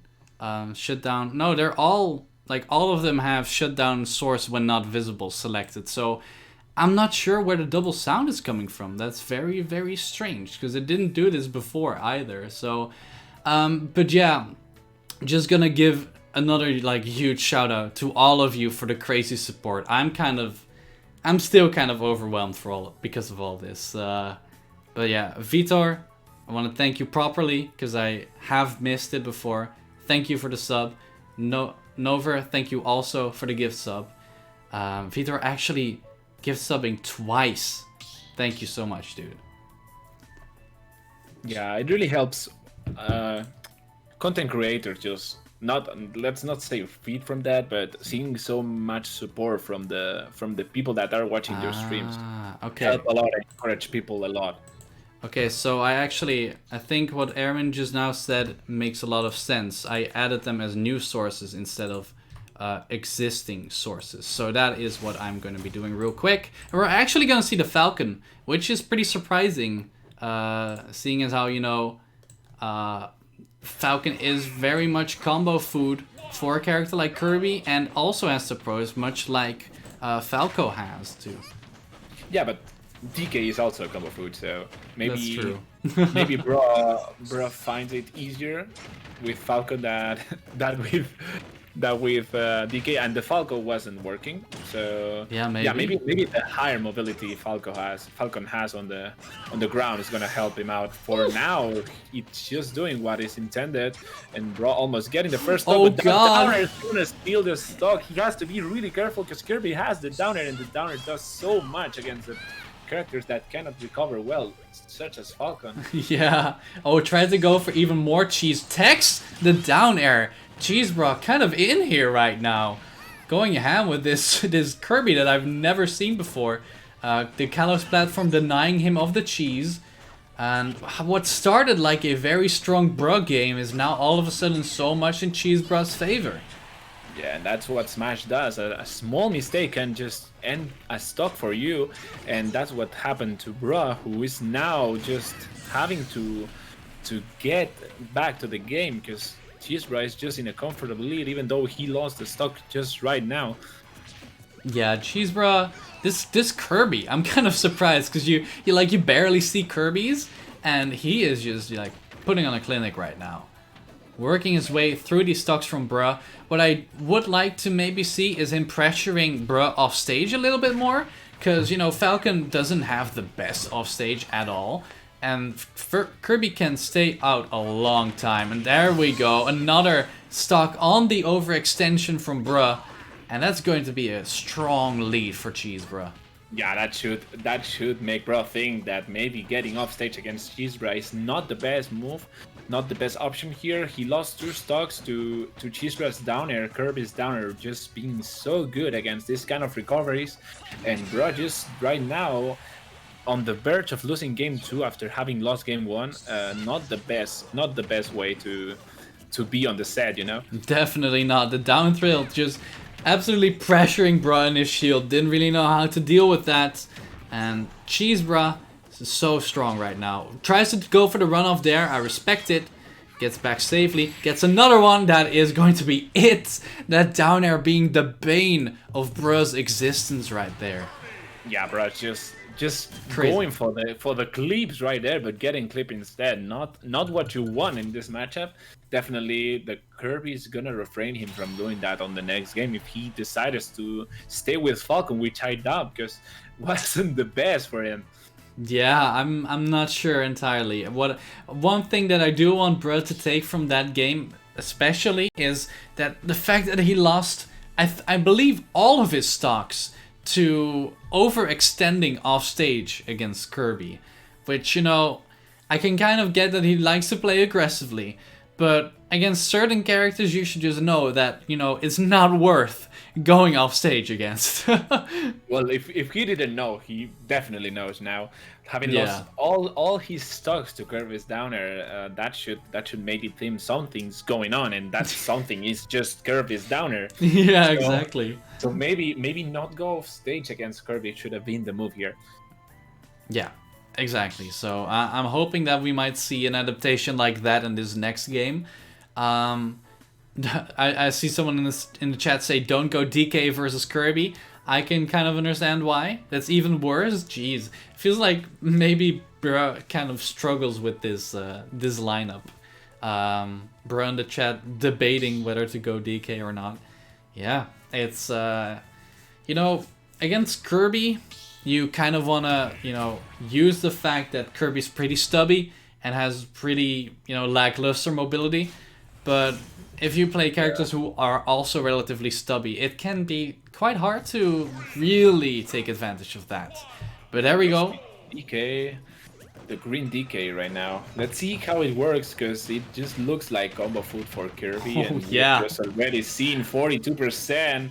Wow, the conversions from Chisbra on point, actually. Yeah, I like that he went for a forward throw down air there, knowing that DK is big enough that he can warrant a combo like that instead of, you know, the standard forward throw forward air. So showing that he does really know how to play his Kirby. Doesn't get the conversion off of that. Gets clapped. Almost already loses his stock. And, you know, Bruh has that giant punch online. It's kind of scary. Yeah, maybe he should have gone for it. Maybe he should have taken the stock with that. But keep in mind that this stage, the side leads are just really close. Oh, yeah, that's it. That's it. DK is not coming back from that. No, sir. Yeah, this Kirby's kind of running through, Bruh. It's moving, man. Yeah, for sure. I don't often say that, but this Kirby's kind of smoothing on Bruh. Whereas the last time we saw Bruh, he was smoothing on his opponent. So, kind of an eye for an eye situation. Tries to go for the cheeky inhale. Kirby with giant punch is something that seems pretty scary to me.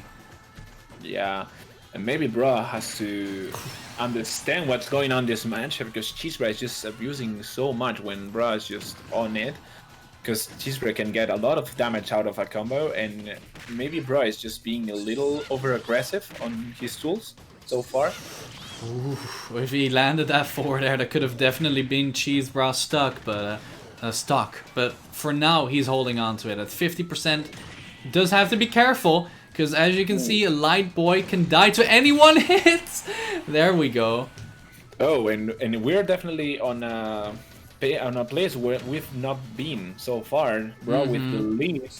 And I wouldn't say a comfortable one, but DK with Rage is just so scary, man. Yeah, it's very scary. You know, so much power behind those punches. Gonna go for the up throw, not gonna do it.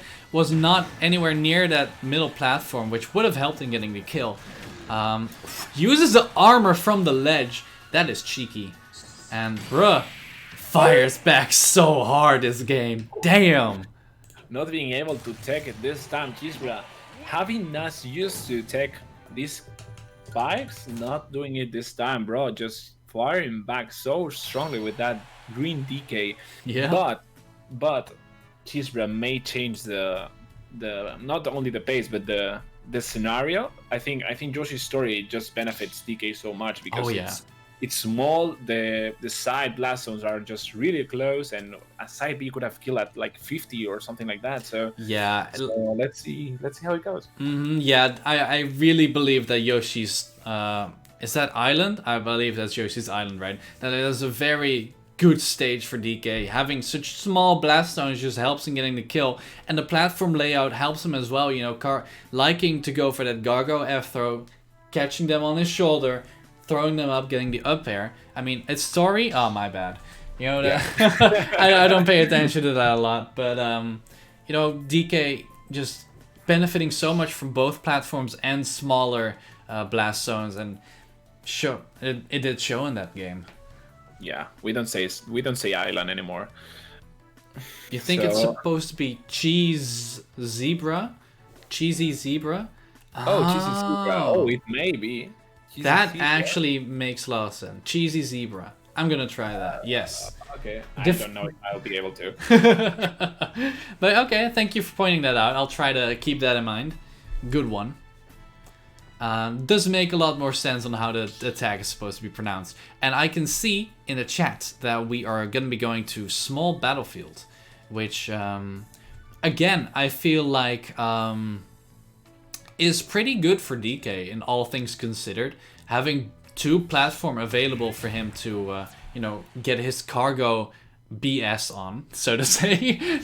But we'll see. You know, Cheesy Zebra, is picking this stage for a reason. So let's see. Yeah, both of the players right now have shown already their tool. Both of them started out so ratchet. Bro just started out with a approaching down air, and Cheesy Zebra started out with an inhale to the platform. That was so ratchet. I love it. Ooh. Oh wow, god. The conversion from Bra right now. Ooh, the up clap, the burpee indicator right now almost working for Bra, but both players at the same percentages right now. Dude, this Bra has to be really careful for that side B because he's been almost taking stock with that. Yeah, for sure. This match has been a slugfest, dude. They're both just at each other's throats. And bruh, taking that stock with the F smash, taking the lead, wants to close out the set here. Oh wow, he crouched under the first few hits of that up B. That's crazy. That's so stupid. That's a thing to definitely lap if you play it in Kirby. Mm-hmm. It's something that can get you a little bit more into that match. Wow. That is not the best move. Dude, I swear, neither of these players are giving us a chance to breathe. Goes for that up throw up B. You love to see it. 32% on Cheesy Zebra. Man. Yeah, and I really love how Bra just dropped from the platform. Oh my goodness. Wow. He's just... I mean, I cannot finish the sentence. That's what I'm saying. They're not giving us time to commentate, dude. They're just swinging. and it's extremely entertaining. I'm not gonna lie, but damn, Just so fun. there Wow. we go again, another stock. Wow. Good. I Oh no! Can he make it back? Oh, barely. Ooh. Almost getting that second downer. Dude, these matches are just so back and forth. You never know who's gonna win. I'm like on the edge of my seat right now. Can I see a first attempt between these two players? I would like to have it. Right? Oh, he's gonna go for the forwarder out of the berry. This man's crazy. Oh. That's the third time. Oh, it's jab lock. Oh, gets put out of the jab lock situation. I'm not sure why. Maybe just too high %. Yeah, or maybe he was just already getting up. I don't know. Oh, this is one good hit away from being either player's game. Ooh. Oh my god. That's interesting. Oof. I think a nair, a curvy nair can kill already. Oh my god. Catch attack not getting. Dude, one grab from DK, one anything. Honestly. Oh! Dude! Wow, the recovery, man. Oh, he gets the berry. He's gonna go for the up smash. The legend. That's going to be it, bro. Firing back, and it's a game 5. This cannot get any better for any of the viewers. Bruh. Literally, bruh. Damn. Firing back from game 2 for being 2-0. He just right now is just 2-2. The DK just doing what he wanted to do with Falcon, Captain Falcon, and not being able to. I know, right? They're oh my god. This is like I'm not sure why, but this is one of the most intense sets we've had the entire day. Jeez.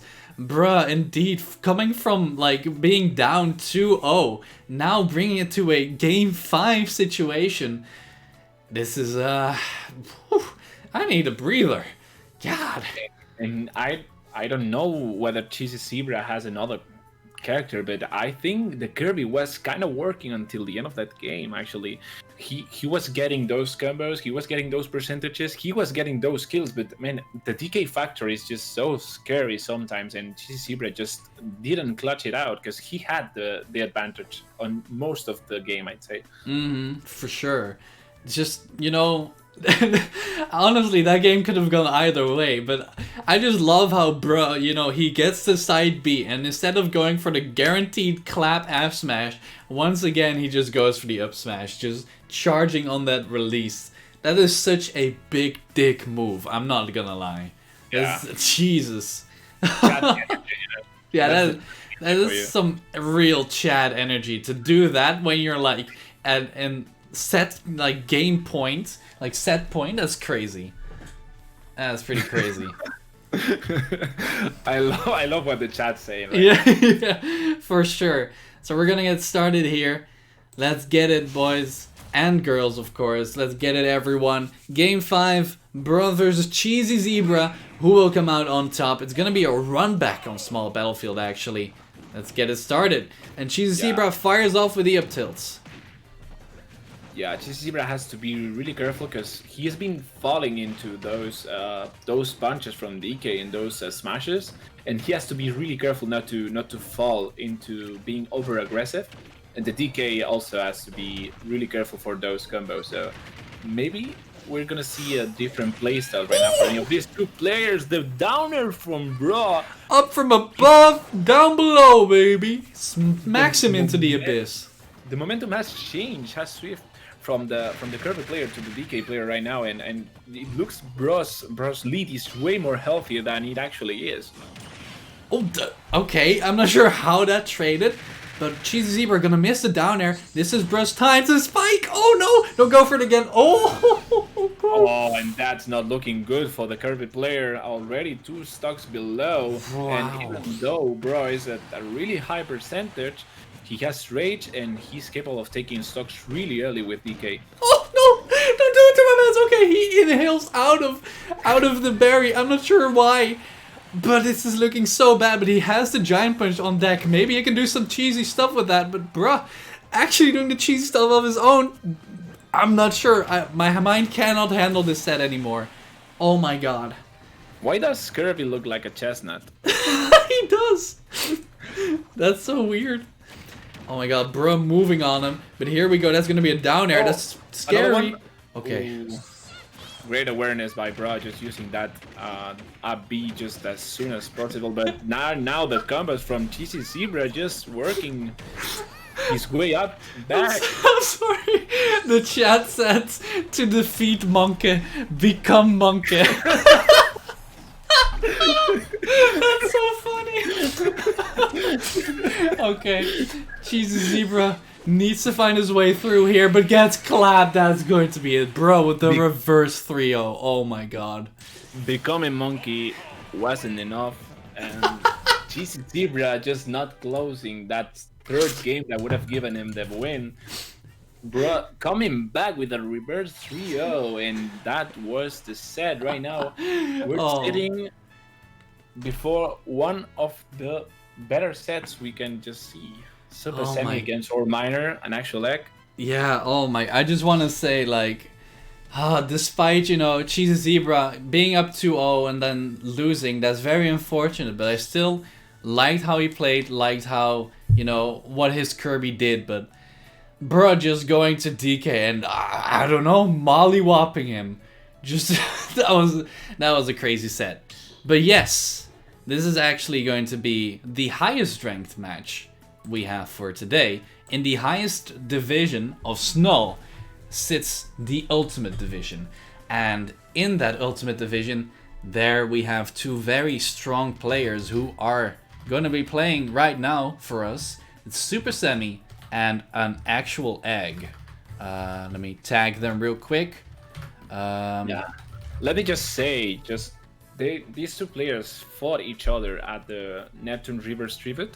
Both wins going for Super Semi, 2-1 and 2-0. Okay. And it's just different considering these two players are native to different places. Super Semi is just a player that has played a lot offline, while as or Minor or an actual egg has played a lot, almost always online. Yeah, for sure. So let's see. Maybe this is gonna be tricky for the Youngling player. But I do want to preface that by saying that, you know, Semi has been on the online grind a little bit. I saw him play a first attempt against Quick, I believe, last week. And I feel like he's been playing other people online as well. So I feel like he's getting a bit more acclimated to the online surroundings and the online environment. And this might just be one of the craziest sets of the day. So yeah, for those of you unaware with these two players, you know, Super Semi being a consistent top 3 player in the Netherlands, a Younglink player, the sickest Younglink in my opinion, and an actual egg being our local online Wi-Fi warrior god. Just, you know, he got first in that Nintendo Circuit online event with you know, the one with the items where the entirety of Europe participated. He got first in like the entirety of Europe. That's kind of sick. Yeah, that's also amazing. Yeah, and also just been so consistent in his Neptune tournament runs. One of the really scariest players you can face. So definitely gonna be a banger of a match, I can tell you that much. Yeah, I've got it here that or Minor or an actual egg, I don't know. An actual egg. An actual egg. Yeah. Okay. Has won Neptune Season 4 Episode 2, winning against Lapis 2 times in the Grand Finals, coming back from a loss against the same player. And Super Semi has fallen short from top 8 in most majors, actually. Being 9th at Albion, losing to the Buzz and S1, being 13th at Syndicate, losing against Orion and Fatality, and being 13th at Valhalla as well. So this pair is gonna definitely hit the top 8 sooner or later. Oh yeah, for sure. When this is over. So yeah, I'm just so excited to see this match, man. Yeah, Semi is such a crazy player, dude. Like, when we first came from, you know, Smash 4 to Ultimate, and I saw that he stepped from Mario to Younglink, two characters who I would say are pretty different, you know, because Mario is very much stubby, wants to get in and get his combos, and Younglink has the projectiles as projectiles confirms, you know, a whole different game plan. But Semi adapting to that so well, such a strong player, And definitely, like, whenever I play Semi, I feel like he's one of the people who is in my head the most, you know? He is just downloading my options, trying to cover everything. And that's just very scary. Unfortunately, I cannot speak on experiences versus Egg, because I don't have any. But I have seen him play plenty of times, and he has proven himself plenty of times. So, with that being said, we're gonna get started with the highest ranked matches today. Both players sitting in a comfortable place on the league. Just a quick reminder, Super Semi has won 3-1 against Jesse and 3-1 against Pain, and or Minor on actual Egg has lost to Lapis 1-3, but has gotten 3-0s against Anti-Reflex and Patrino. So they're both high on the leaderboard. Then let's see how it goes. I need to actually change this real quick. I forgot about this. That's what happens when you're multitasking. Ultimate Division. It's going to be Super Semi versus an actual Egg.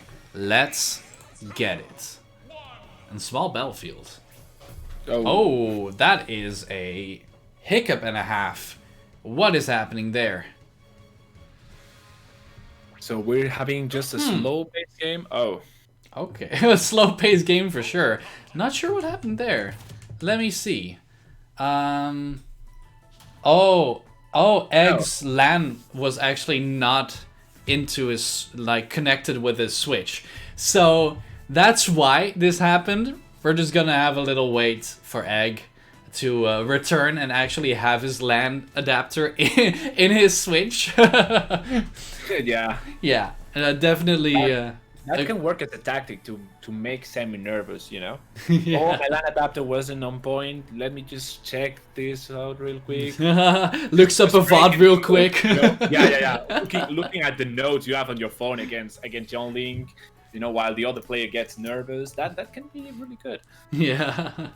I appreciate the effort. That's the outside of the game mind games, you know. Yeah, breaking the fourth wall mind games, if you will. Yeah, exactly. Just punches through the screen. All of a sudden, this vacuum cleaner just comes through your computer screen. Help! I don't want to get 0 to death. He's just inputting Semi's number phone so he can call it while he's playing, you know. just to annoy him, yeah. Yeah. All right, there he is. Let's get it, boys. We're gonna get started with this high rank match: Super Semi versus an actual Egg on small battlefield. So yeah, just in my mind, I feel like what Youngling wants to do is just keep Luigi out at all times. I mean, that's the game plan for every character. But Youngling I feel like Youngling could struggle with that, seeing as how he has more stubby hitboxes, so he's definitely going to be using his projectiles a lot here. Yeah, he has to be really careful, because you know what kill potential Luigi has, and one hit can bring you to losing one stock. So maybe sometimes in Smash 4 it was easier to get hit by Luigi a couple of times before starting to lose the stock against the combos. Okay, 46%. It may look like a lot, but it's not a lot of stock against Luigi, which is a lot. Yeah, but honestly, whenever you get grabbed by Luigi and you don't lose your stock, that's a W. Yeah, that's what you do. And when you get grabbed by a Luigi, just sad violins just play in the background, you know? Yeah, exactly. But yeah, I agree with what Zaki is saying in chat. It feels like Luigi should have a really rough time approaching Young Link in this matchup. But he does get a second grab here, just gets an up air out of it, but that's still, you know, some nice damage. But trying to get that kill should be pretty hard against a character like Young Link, who has a lot of mobility and very good projectiles. It's stage spike though, that's probably going to be stock. Yeah, that's unfortunate. Yeah, that, you know, you're right, but like once again, Luigi does only have to get to your face twice. Yeah. That Super Semi has to be really careful about, because he doesn't want to lose a stock just due to a miss input, just like an actual Egg did right there. And he also has really strong tools. The up smash, the up B as well, can kill really early. So Semi has to be really careful. He has to be carefully racking up damage, not letting Luigi approach too much, and just working his way into the match. Yeah, I totally agree with what you said. It's just, you know, rough for Luigi to get in, but once he does, there's so much damage on your plate, it's kind of disgusting. Semi playing the patient game pretty well. Takes some risk with those grabs though. That's the second time a whiffed grab has gotten him punished. Which is kind of rough.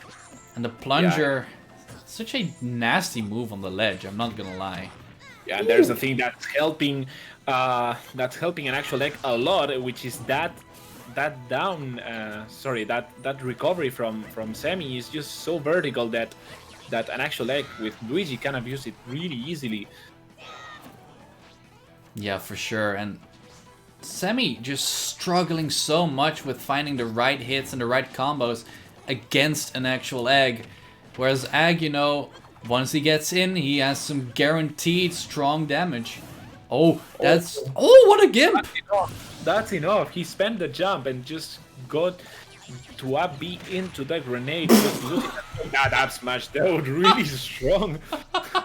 Wow. That looks so silly. You headbutt someone below you, they bounce off a wall into the abyss. That is very funny. But got him this. Oh, Semi had a nice little read there on the get up on the platform. Still got 72% and counting. Connection looking a bit choppy though, and that's another error. That's not what you wanna see. Okay. Oh, they're still playing, so it just kicked you out. Yeah, I guess they're still playing, so I hope it's fine on their end. That's all I'm gonna say about that. Esports Club TV with the follow. Big blast. Thank you for the follow. Feels like a Neptune. I can see that. Kind of unfortunate that this is happening. But Shut you. why me? Damn. Yeah, I think when the connection is not good on either end, it just kicks everyone who's spectating out. So the connection runs as smooth as possible for the two players that playing. So I guess so. That is unfortunate to see, though. I hope we won't have that in the next couple of matches. We don't know who won. I'll let them report to me in the chat. I can just keep track of the game. The Luigi player trying to get the kill, but it's Semi who gets it on the end. Never mind. 1-0 for the young Link player. Yep. So Semi taking the first game. But yeah, unfortunate that we got kicked out, but it happens. Unfortunate. Life issues, man. But I mean, it was looking like Sam's game. He was up a relatively good amount. He had the momentum, so it doesn't come as a surprise to me, but you know, everything could have happened. Damn, Schnee, thank you for the gift sub. We're on so many subs today. That's crazy. Thank you guys. Why am I still hearing a double? It's just so weird to me because, okay, so we're talking in English and there are a lot of comments in English, but every once in a while I see a comment in Dutch and I don't understand anything. You know? I just feel like there's communication between you and the chat and you, and we're in the middle of a conversation and I'm just left out for a moment right there, you know? I'm sorry about that. It's but you know, I'm really happy that you're joining me today. I'm having a very, very fun time, and that's what's most important. Actually, I have an idea what's causing it, guys. I'm just a big stupid. There we go. That should have fixed it. I'm just dumb. I think I got what caused the double. Exactly, but there we go. It should be fixed for you guys now, right? So Super Mummy, thank you for the follow. That's actually Semi's mother, believe it or not. Thank you. Welcome to the stream. I always love how much you support your boy. It's so nice to see.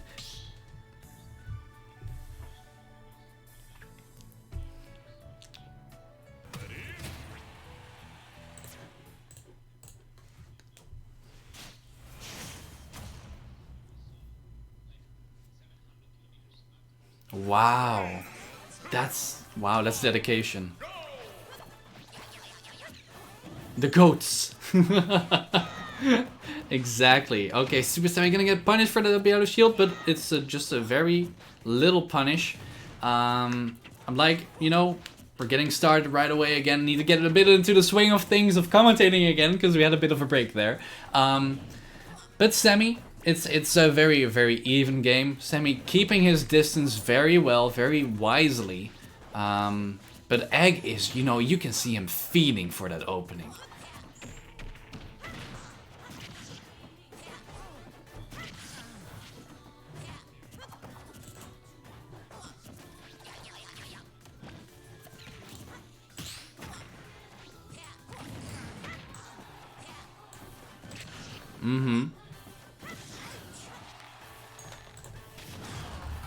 No, they can't hear you. That's very strange. I'm not sure why, because you're not muted, Discord is not muted, the desktop audio is not muted.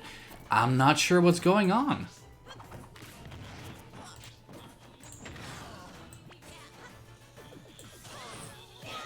No. Yeah, maybe. This is really weird. But in any case, did you goof off something? No, I turned off the audio from OBS. None of the audio from Discord. Hey, Dross? Oh, no. Okay, somehow the OBS sound is linked to your Discord. I don't know how in the hell that happened, but yeah, we're just gonna roll with it. So sorry, guys. they can hear you guys again. No, don't worry about it. They can hear you again. It's better that they can hear you than, you know, not at all.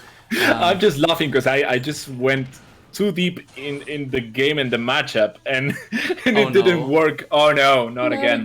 No! Oh man. F. That is so sad. Oh, it's so unfortunate. Really? Turning off OBS audio turns off the receiving audio. That's so weird. Why? But yeah, this is just unfortunate. Gijsbeer, thank you for the follow. That goddamn double sound though. Yeah, I'm sorry. No, I'm just gonna mute the alert box. This is definitely not your fault. This is just an OBS quirk, I gotta say. Well, maybe you can just mute the alert box instead of my sound, and you will hear it through me instead of, you know, the alert box as well. No, the thing is, they don't hear it from your end.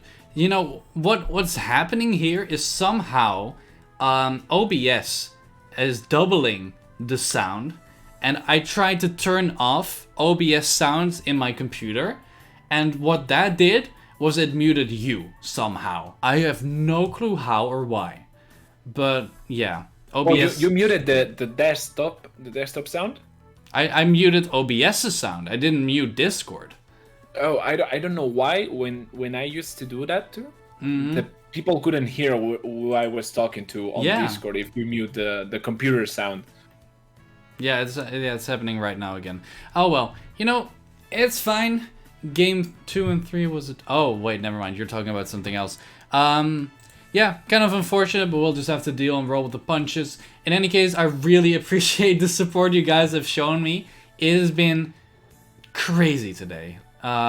Again, actually, after last week, I didn't think it could be top, but you guys are just in there with the support, and I truly, truly appreciate it. And yes, Sam, once again, we got kicked out, and Egg won this time around. But I'm kind of like, I don't think, you know, we can just try, and I hope it'll work again, but it's looking kind of rough. Yeah, sometimes, well, I first like to say thank you, Nintendo, for this amazing connection with you. You provide us on the online, but yeah, sometimes it's just like this. I'm just hope it just works all right, you know.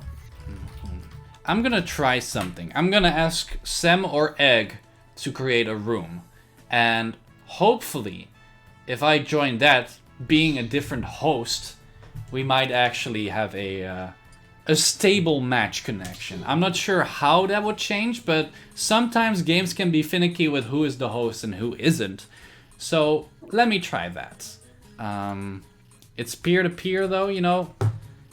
Games can be finicky. I'm just gonna try. Sam got a room already, so... wow, that was quick. Yeah, he's a quick boy. Quick lad. Let me see. Oh, Nintendo, you never know, he, yeah. he messed up the setting in the room. He needs to change it a little bit. But yeah, it's 1-1. Unfortunately, we couldn't watch that those two matches in their entirety, but they looked pretty even for the most part. So it sometimes actually does help for some reason. Yeah, that's why I wanted to try this. Yeah, let's just hope it's this scenario. Yeah, let's hope. So I have time to talk about this matchup, right? Yes, of course. Okay, so what I was saying when I was muted was that this it's just so weird, man. I just kept on talking for 2 minutes. You and were I talking just so much, and then they just couldn't hear you.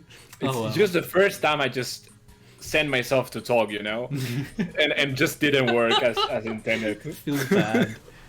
But yeah, what I wanted to say is that this matchup is clearly different than the other matchups. First of all, because the players are just top level players, and that makes them interact way less and way more carefully. And also because the thing Super Semi has to do in order to win the matchup is just to not let Luigi approach, while as the Luigi player has to really be careful when he chooses to go in. And that's one thing that keeps both players just waiting and just more patient than in previous games. That was the sum up of everything I said. Oh yeah.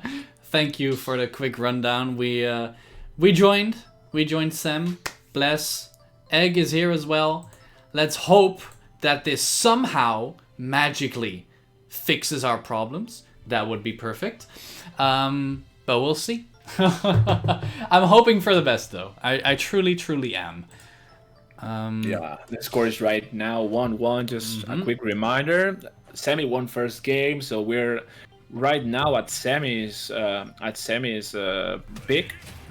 So yeah, and actually like won that game too. We didn't see it unfortunately, but we're gonna see the third one hopefully. Battle is about to start for a long while. There we go. That doesn't bode well, but let's hope for the best. We're going back to Small Battlefield, I believe, because they said same stage. Yes, there we go. Small Battlefield it is. The run back. Twice in a row. Okay.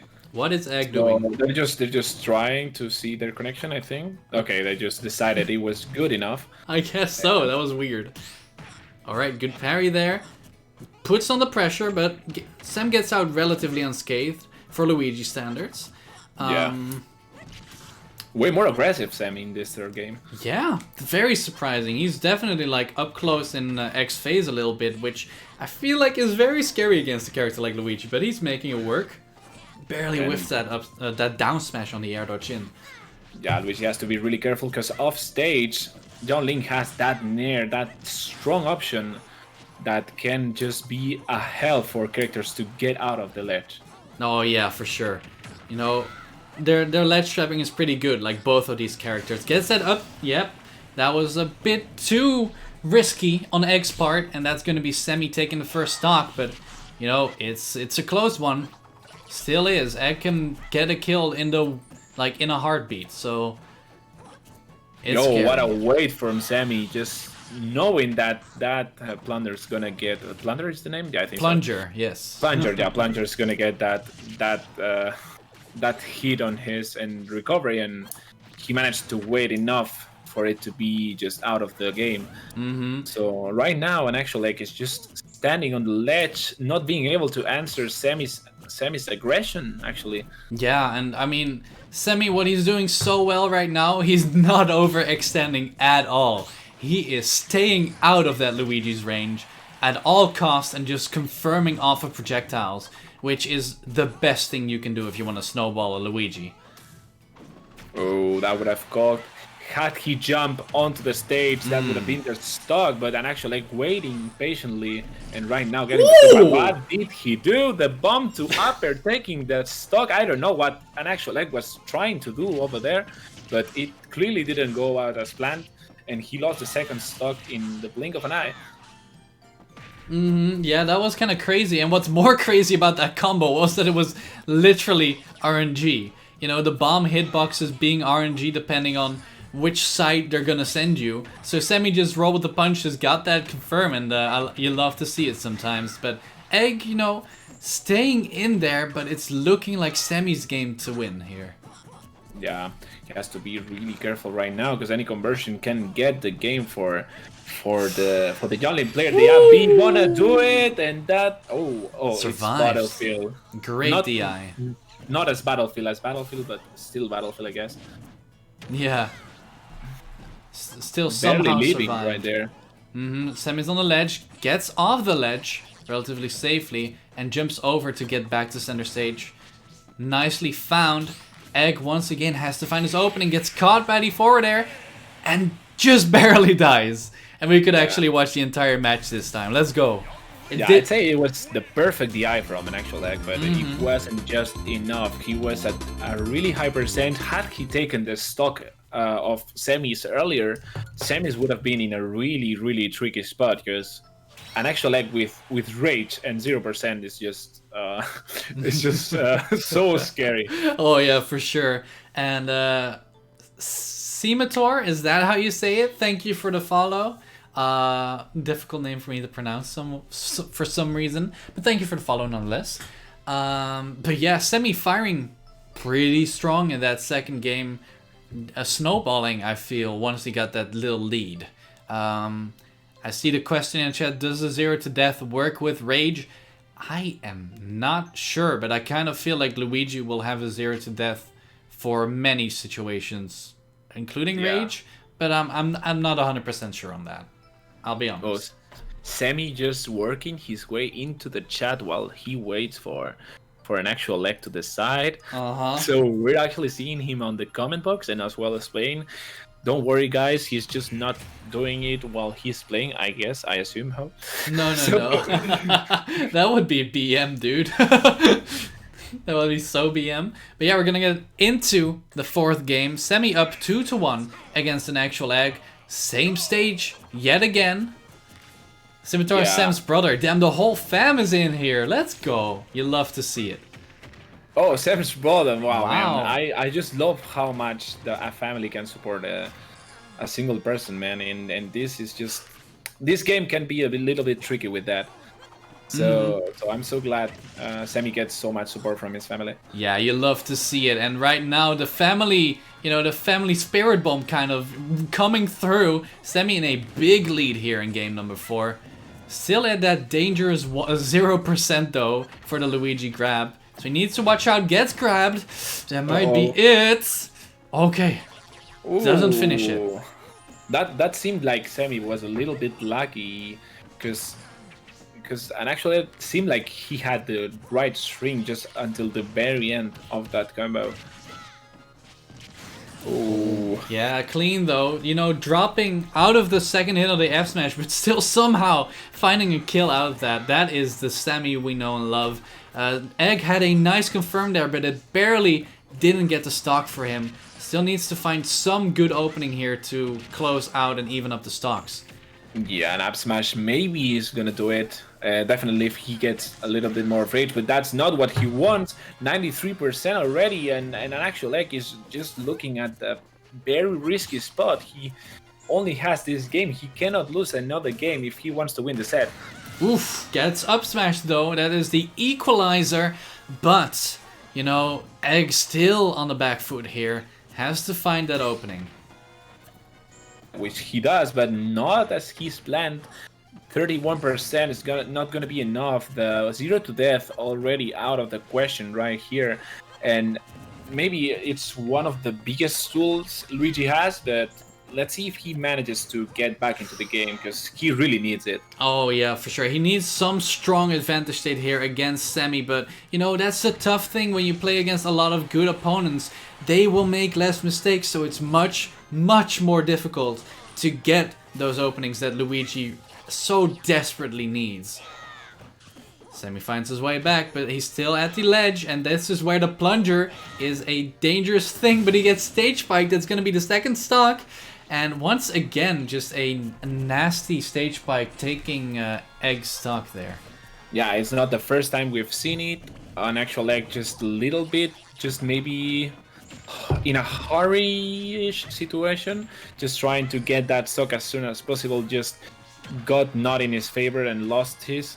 And just right now, Super Semi just at a very comfortable stock, not letting the Luigi come back to the stage and just working his way into that third stock, and what would result in a set win.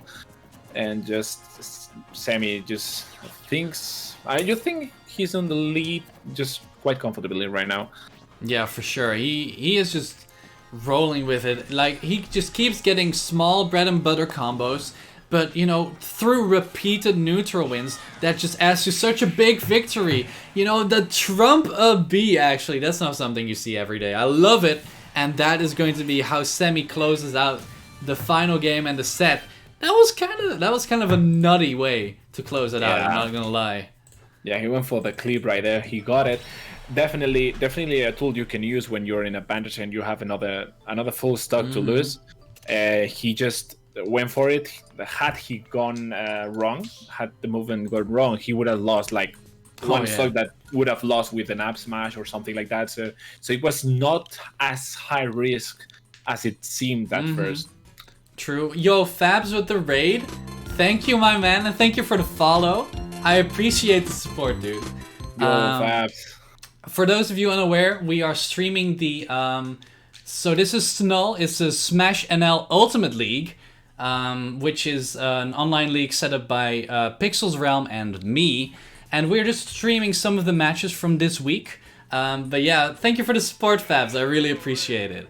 I am going to send the idea to the players because we needed to make a new room, and the password is 569. But yeah, I really appreciated it, and through that support, actually, that's the first time I broke 70 viewers on this stream. So, wow, Fabs, thank you, dude. I really appreciate it. This stream has been fantastic today. So yeah, we're gonna go into the final set of the day, which is going to be Gijsbeer versus Zemmel, Samus versus Bowser. And I don't think I've seen these two play, but I can definitely tell you about these players. So, you know, Zemmel being a bit more of a new blood player, relatively new to the scenes. I believe he started with Ultimate, plays Bowser and DK, so he likes them heavyweights. And he has actually been performing pretty damn well. Got, I believe, into top 8 of the AFK local, like the Arcadian tournament. Oh yeah. Whereas Gijsbeer, you know, a true and tested player, I want to say, really a veteran of the scene, been around for a long time, been maining Samus for a long time. So it's a new blood versus old blood kind of matchup, which is all the more exciting, honestly. Yeah, it's just so the same situation as the set before. Gijsbeer just a player that's a lot more known for his offline performances. And Zemmel just, as you said, at the AFK, just the Arcadian, he went on 5th place, and on the Sunday he also went on 5th place. Actually, that's a piece of curiosity for you. and these two players have fought each other 3 times in each season, in each Neptune season. Actually, the first 2 seasons in season 2 and season 3, Gijsbeer won 2-1. Okay. But on the 4th season, Zemmel won with DK 2-0. Okay. So yeah. So they actually already have a bit of history then. That is interesting. So Dras with the stats, as you could say. Yeah. Thank you for that. That's definitely enlightening. But yeah, they're just playing the rock paper scissors right now. Kind of wanna, you know, we can kind of, I feel like we can kind of speculate about the match, but might not really be the you know, the best thing to do, because I don't really know much about this matchup, but I can understand that, you know, Samus can keep out heavies really well and can keep them at the ledge very well with those bombs, so that might be rough. Yeah, and it's online we're talking about, so Samus definitely, and Bowser as well, also buffed by the online factor. Just a quick color on what these players have done in the Challenger division. Heisbeer has lost to Oracion 0-3, has won to Volia, which we saw earlier, 3-0 if I'm not wrong, or 3-1, I'm not sure. And he lost to Wiz, YIC 1-3, while SNUL has won to YIC 3-2 and has lost to Mara King 2-3. So they're both at similar spots. Yeah. Right on the middle of the scoreboard. And these can change the match real quick, you know? Yeah, I think this is kind of a crucial match for both of them to win, because as you said, they're both, you know, in a similar spot in their division. So they want this W, both of them. It's still, you know, it's early in the season, and they need all the wins that they can get. So, yeah, that should definitely be interesting. I was just, you know, sorry for being absent a little bit there. They were asking a lot of questions in the chats regarding how to strike and what the rule set exactly was, so I needed to help them out a little bit there. But we should be getting started in a bit with this final set of the day. And boy oh boy, what a stream it has been. We went from, God, I don't even know what amount of subs we're at right now, but I feel like we started with 7 and we're around 20 now, which is absolutely crazy. So yeah, I'm pretty sure there's at least 17 or 18. Yeah, for sure. That is so nuts. So thank you guys once again for all the support you guys have shown me today. It's really it's been so heartwarming, honestly. I'm really happy with it. Yeah. And just a quick reminder, if you get it to 25, he will get not only the Warper, but another one. If I'm not wrong, you unlock another spot if you get 25 really points. Yeah, I think so. Okay. I think that's the next goal then. For next stream, I'll be sure that there's a goal like up top there, where there's the empty space where it says the amount of like maybe like the most recent follower and the current sub count. Kind of forgot about all of that. So we're gonna actually see the DK. As you mentioned, he won with that previously against Gijsbeer. So it makes sense that he would pull it out again. Yeah. So let's get it. Let's just see how it works, because I think Samus kind of does well against DK, but it just has to be really careful, as we've seen against Bra as well. What a start of the neutral. Both of them charging their neutral bees. Okay. Interesting start. It just kind of reminds me of Smash Force Cloud Didos. Oh yeah, where both of them would just charge limit to the max until, and then they started the match. Yeah, exactly. But Zemmel, yeah, as you said, you know, DK could really struggle against Samus, and that's what we're seeing right now. Gets caught pretty easily by those fairs and by all those other moves, but now he's got Gijsbeer in disadvantage, and they trade. So. Never mind. Back to neutral.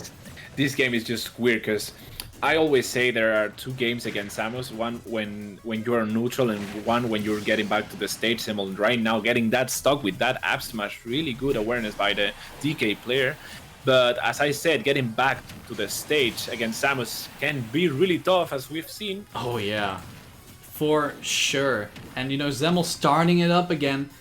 Firing that engine, wants to get the advantage state. Gijsbeer finds his way out though. But it's rough. It's kind of a slobber knocker. Both of them just going ham, trying to find the openings. Gijsbeer finds it. DK can be really scary and really tricky if you haven't played much against this character. Just he can rack up damage really fast, and he can get early kills really easily. So you have to be really careful with what options do you use against this player or character. So yeah, let's see if Gijsbeer has learned the lesson from last time. That cargo getting the stock for Zemmel.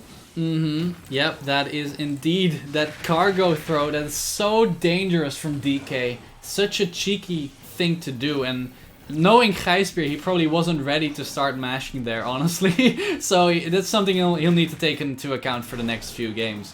But actually, now that I think about it, Gijsbeer should be very practiced in this matchup, because from the same city is Danky Kang, someone that he's played with quite often, but it feels like right now Zemmel is just a bit too much for Gijsbeer, regardless of matchup experience.